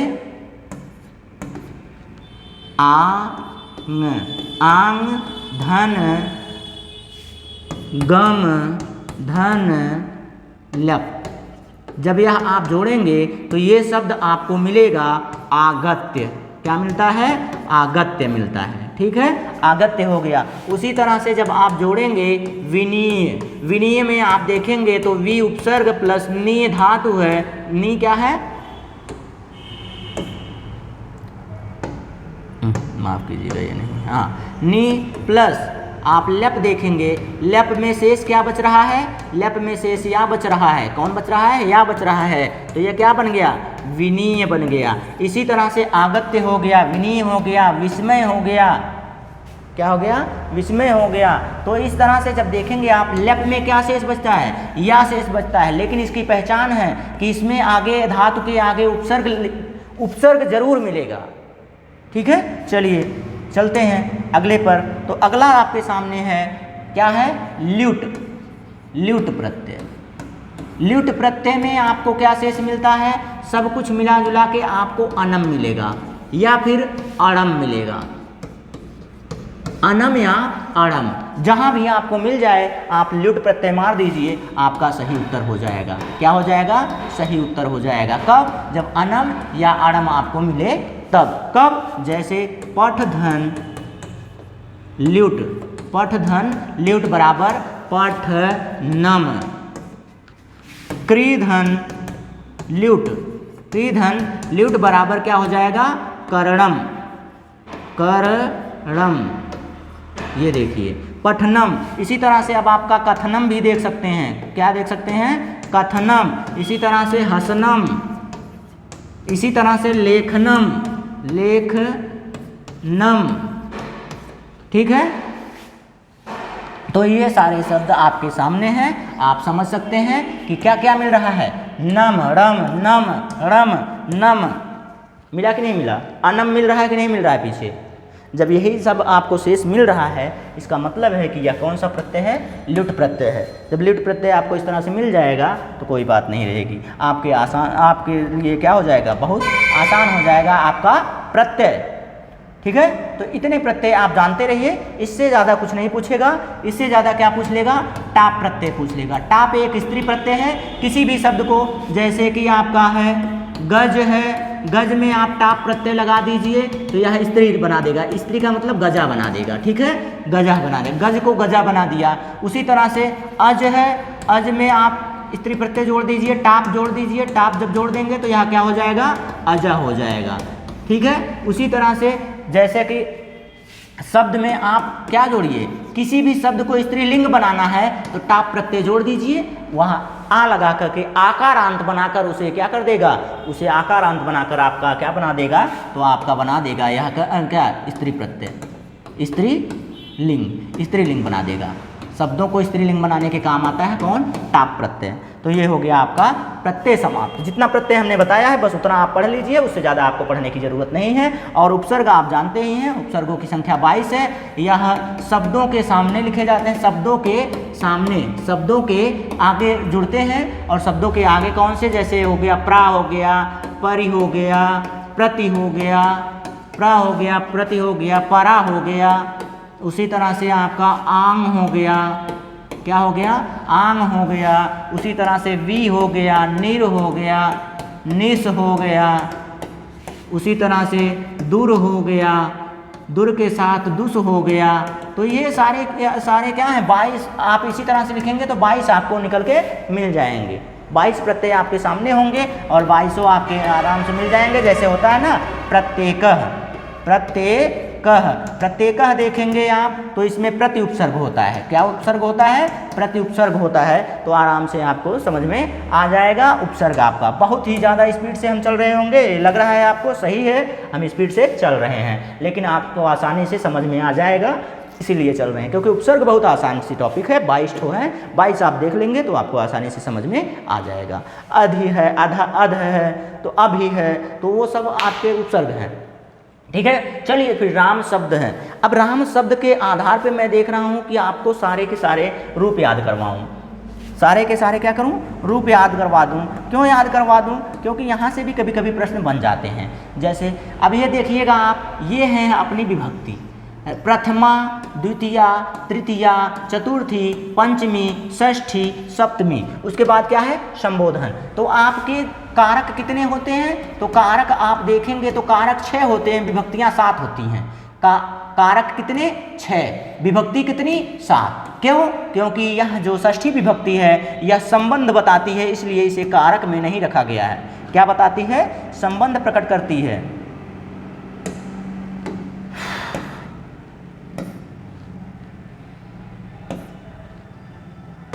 जो सब ये है संबंध प्रकट करने का कार्य करती है, इसलिए इसे कारक के बाहर रखा गया है, या उपकारक कहते हैं इसको। क्या कहते हैं, उपकारक कहते हैं इसको। किसको, षष्ठी विभक्ति को। तो विभक्तियां कितनी, विभक्ति 7 होती है, कारक 6 होते हैं। इनके कारक चिन्ह अगर देख लें तो कारक चिन्ह देख लेंगे तो कर्ता ने कर्म को करण से या के द्वारा, और तीसरा हो गया, हाँ, तो संप्रदान के लिए, संप्रदान क्या होता है, के लिए, राम ने सीता के लिए। तो उसके बाद क्या हो गया, पंचमी, पंचमी होता है, यह भी देखिए होता है क्या, यह भी होता है से, लेकिन ये जो से है ये अलग होने की दशा में। तुम घर से बाजार जाते हो तो घर से अलग हुए, तुम विद्यालय से घर जाते हो विद्यालय से अलग हुए, पेड़ से पत्ते गिरते हैं तो पत्ते से वहाँ से अलग हुए, तो वही कार्य है। तो यहाँ पे षष्ठी है, षष्ठी संबंध बताती है, का की के, ठीक है, राम का भाई, सीता की बहन, ठीक है, इस तरह से। तो ये हो गया। अब ये जो सप्तमी है, सप्तमी में क्या होता है, में पर ऊपर। तो ये जो इस तरह से अधिकरण दिखाता है, ये अधिकरण होता है। ये क्या होता है, अधिकरण। अच्छा, यहाँ पे लिखा तो नहीं है कारक। कारक कौन कौन से होते हैं, यहीं लिख दें, कर्ता कारक, कर्म कारक, ये है करण कारक, ये है संप्रदान, उसके बाद अपादान के बाद संबंध, ये है संबंध कारक। संबंध को कारक नहीं उपकारक मानिए। उसी तरह से यह पहुंच गया अधिकरण। ठीक है, ये बन गया आपका। आप ध्यान से इसको देख लीजिए, या फिर थोड़ा सा छोटा कर दे रहे हैं इसको, छोटा करने के लिए ये देखिए, ये रहा आपका। छोटा करने के बाद भी सिर्फ वही छोटा हुआ है, तो इसे थोड़ा सा बड़ा कर दें, उससे अच्छा उसी पे जाके सेट हो जाएगा, अपनी जगह पे सेट हो गया। चलिए, आप कहाँ आ रहे हैं भैया? आप यहाँ रहिए, ठीक है, आप यथास्थान रहिए।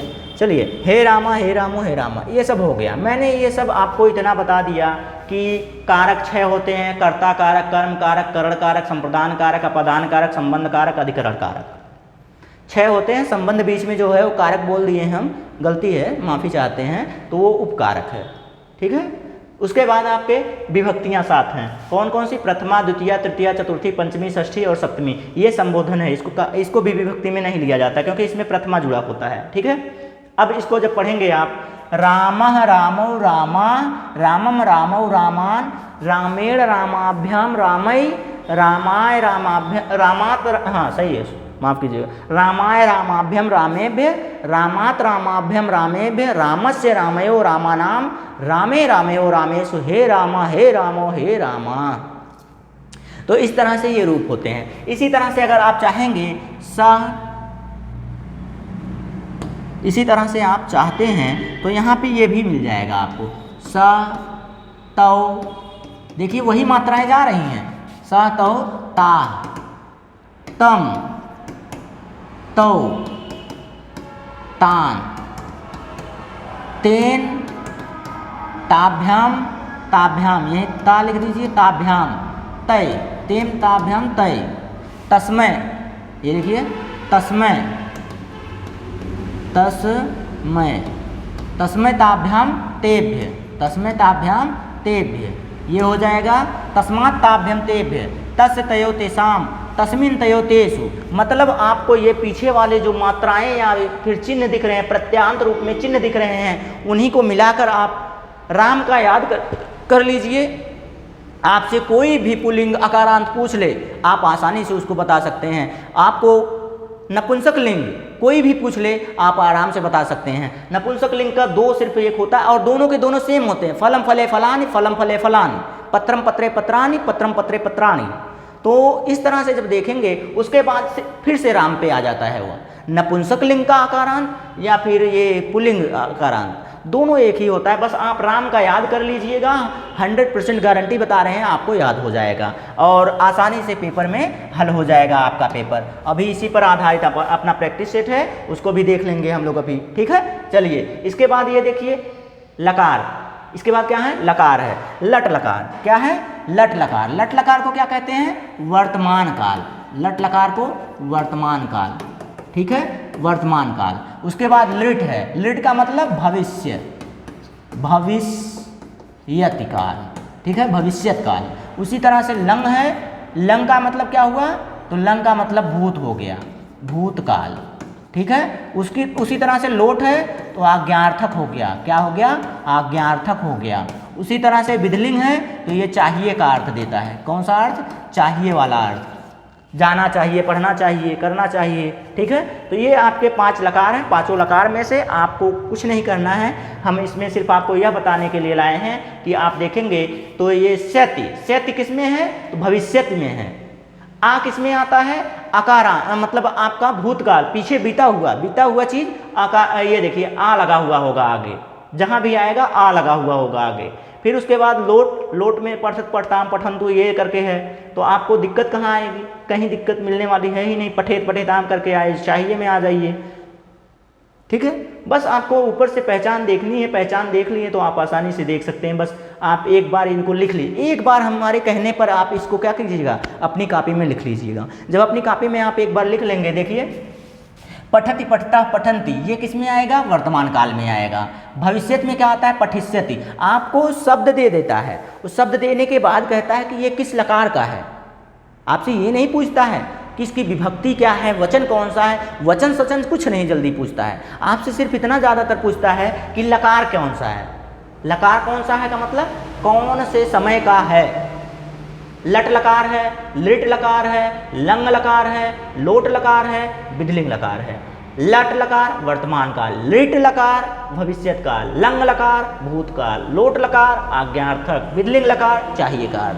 तो इस तरह से आप अगर चाहेंगे तो आपको आसानी से समझ में आ जाएगा। भूतकाल में आ लगा के तब जाके रूप चलता है, और ये जो भविष्य काल है, भविष्यति, भविष्यति, पठिष्यति, यति लगा के, स्यति लगा करके आपको मिल जाएगा शब्द। ये देखिए पठिष्यति भविष्यति, तो वर्तमान वाला तो आपको सभी लोगों को ज़्यादातर याद ही हो गया है। अब इसमें बहुत ज़्यादा ध्यान देने की ज़रूरत नहीं होती है। और अगर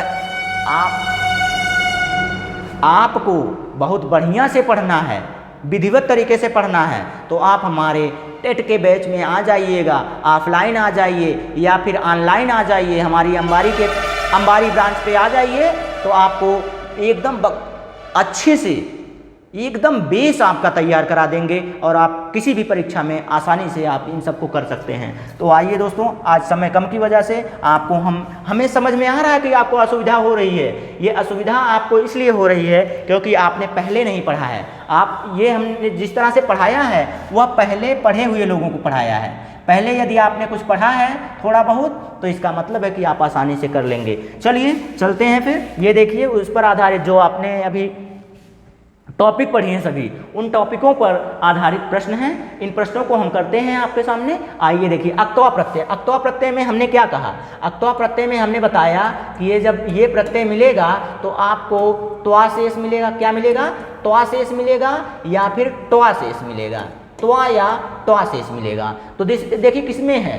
छंति है, तृप्ति है और अभियंते है, यते प्रत्यय है। तो इसमें नहीं है, इसमें भी नहीं है किसमें? फिर आया किसमें? आया आपका दृष्टवा में। ये देखिए, हमने कहा था ना, दृष्टवा दृष्टवा में आपका क्या है? दृष्टवा में आपका अक्तवा प्रत्यय है। तो ये आपको समझ में आ गया है। जल्दी जल्दी करके निकलेंगे, बहुत ज़्यादा समझाने का टाइम ही नहीं बचा है, समझाने की ज़रूरत की बात ही छोड़िए। ये देखिए, नगर स्थिता इस समास पदे। नगर स्थिता का मतलब क्या हुआ? नगर में स्थित। जहां पर आप देखिए कारक चिन्ह दिखा कि नहीं दिखा? नगर में स्थित। जैसे ही कारक चिन्ह दिखा, आप कुछ मत देखिए, तत्पुरुष समास ढूंढ लीजिए। पहचान आपके सामने है और ये सभी के सभी आए हुए प्रश्न है। ऐसे ही प्रश्न पूछता है, इससे बहुत ज़्यादा कठिन नहीं पूछता है। ऐसे ही प्रश्न आपके सामने रहेगा और आपको हल करना होगा। तो ये हो गया। जब ये हो गया तो आगे वाले पे चलते हैं। अगला प्रश्न क्या है हमारा? अगला प्रश्न आपके सामने है, बिहस्य इति पदे प्रत्यय। विहस्य लेप, अच्छा है सामने। मैंने कहा जब आपको विसर्ग नहीं उपसर्ग मिले, हस धातु मिल रही है यहाँ पर और लेप प्रत्यय मिल रहा है। जब आपको ये चीज़ें मिले, ये उपसर्ग मिल गया, हस धातु मिल गई, यहाँ पे धातु मिल गया, और पहले क्या कहा था? उपसर्ग बोला था। उपसर्ग के साथ बोला था एक प्रत्यय मिलेगा और जिस प्रत्यय में क्या शेष मिलेगा आपको? या शेष मिलेगा। या है कि नहीं है? देखिए, विहस्य या है ना। जब या है इसका मतलब है कि लेप प्रत्यय ढूंढ लीजिए। लेप प्रत्यय कैप होता ही नहीं है, या तो होता ही नहीं है। अक्तवा में त्वा शेष बचता है। जिस तरह से आप लगाना चाहे लगा सकते हैं, चाहे ऑप्शन एलिमिनेट लगाइए, चाहे आप नियम से लगाइए, आपका आंसर सही हो जाएगा, कभी गलत नहीं होगा। बस आप अगर ध्यान दिए होंगे तो। अब ये देखिए, चंद्रोज्ज्वला। मैंने आपको कहा था कि जैसे ही आपको इस तरह से मिले, ओ की मात्रा मिले। कौन सी मात्रा? ओ की मात्रा मिले। ओ की मात्रा मिल रही है, इसका मतलब है आ प्लस ऊ है। क्या है? आ प्लस ऊ है। जहाँ पे आपको पहले आ मिले और बाद में ऊ मिले, वही आपका उत्तर होगा। और संधि कौन सी होगी? या गुण संधि हो जाएगी। कौन सी संधि हो जाएगी? गुण संधि हो जाएगी। ये देखिए, ठीक है। अब उसी तरह से कहीं ए मिल जाता, आपको ए मिल जाता, तो इसका मतलब है ई प्लस, माफ कीजिएगा, इसमें क्या हो जाएगा? इसमें आपका आ हो जाएगा प्लस ई हो जाएगा और मात्रा क्या बन जाती है? ए बन जाती है। जब ए बन जाती है तब भी गुण संधि हो जाता है। अब देखिए, आ और ऊ देखना है। आ कहाँ है और ऊ कहाँ है? ये देखिए, आ और ऊ, आ और ऊ मिल गया, ये डी वाला ऑप्शन हो गया आपका। कितना आसान सा ट्रिक बताया है आपको। अगर आपने ध्यान दिया होगा, पहले पढ़ा होगा, आज हमारी रिवीजन क्लास कर रहे होंगे या फिर हमारी ही क्लास को 2-3 बार देख लेंगे आप ना, तो आसानी से इन सभी प्रश्नों को आप क्या कर लेंगे? क्लियर कर लेंगे। ठीक है, चलिए फिर अगले प्रश्न पर चलते हैं। प्रश्न बहुत जल्दी जल्दी करते हैं। तो मृगास चरंती इति पदस्य संधि विच्छेदा। हाँ, देख लीजिए। अब मृगस चरंती मतलब मृगः चरंती क्या है? मृगः चरंती, मृगः चरंती, मृगस चरंती या मृगः चरंती। तो कौन सा हो गया? मृगाः चरंती। अच्छा, ढेर सारे मृग है ना, मृगाः चरंती। ठीक है, चरंत की बात किया गया है। तो कौन से में मिलेगा ये? विसर्ग संधि है। पहली बात आपका कौन सा हो गया? संधि कौन सी हो गई? विसर्ग संधि। क्यों? क्योंकि विसर्ग है और है किसमें? तो ये देखिए सी ऑप्शन है, तो आपका ये सही हो गया। चलिए अगले प्रश्न पर चलते हैं। अगला प्रश्न पाँचवा, अच्छा दोनों पाँचवा है, ये भी पाँचवा है, ये भी पाँचवा है। चलिए इसको हम 6 कर लेते हैं। चलिए भैया आप 6 में बदल जाइए, 6 हो गया, हाँ 6 हो गया। तो चलिए समय भी अपना हो रहा है। क्षमावान, अभी मैंने बताया कि जब वानवती ये सारे शब्द मिलने लगे आपको, वान मिले, वती मिले, और आपको बताया यदि धातु में यहाँ है, धातु में है, तब तो आपका तुम कौन सा होगा? वानवती, सानच होगा, तब आपका क्या होगा? सानच होगा, सानच प्रत्यय होगा। लेकिन यही जब शब्द में मिले, किस में मिले? शब्द में मिले, तो यहाँ पे कौन सा प्रत्यय हो जाएगा? मतुप हो जाएगा। अब मतुप हो जाएगा तो ये देखिए शब्द में जुड़ा हुआ है क्षमा, क्षमा एक शब्द है, जब इसमें जुड़ा है कौन सा प्रत्यय है? मतुप है। तुमुन में तुम शेष बचता है, अक्त में ता शेष बचता है, अक्तवत में तवान है, अक्तवती बचता है, तो इसमें से तीनों वैसे ही नहीं था, कट गया। चलिए फिर हम तो सोचे इन्वर्टर बोल रहा है, लेकिन इन्वर्टर नहीं, कोई बाइक बोल रही है। चलिए हाँ, तो अगला है अधुलिखितेषु अक्त्वा प्रत्यय, बताने की जरूरत ही नहीं है, दत्वा। दा धातु प्लस अक्त्वा बराबर क्या हो गया? दत्वा। ढूंढ लीजिए। द्रष्टुम में तुमुन, द्रष्टुम में तुमुन, आदाय, आदाय में क्या है? आ उपसर्ग है, दा धातु है, या प्रत्यय है, लेप हो गया। और अनुशासनम, अनम, अनम में ल्युट है, अनम में क्या है? ल्युट है, अनम में क्या है आपका? ल्युट है, ठीक है। अनम में क्या है आपका? ल्युट प्रत्यय है। तो देखिए ये हाल है। अब इसके आगे देखेंगे तो आगे कितने प्रश्न बचे हैं। चलिए लास्ट प्रश्न है क्या? प्रश्न आपको अगली क्लास में हम करवा देंगे, अगले क्लास में लेके आएंगे, क्योंकि यहाँ पे बारिश की वजह से थोड़ी समस्या आ रही है, इन्वर्टर बोल रहे हैं। आज के लिए बस इतना ही, धन्यवाद।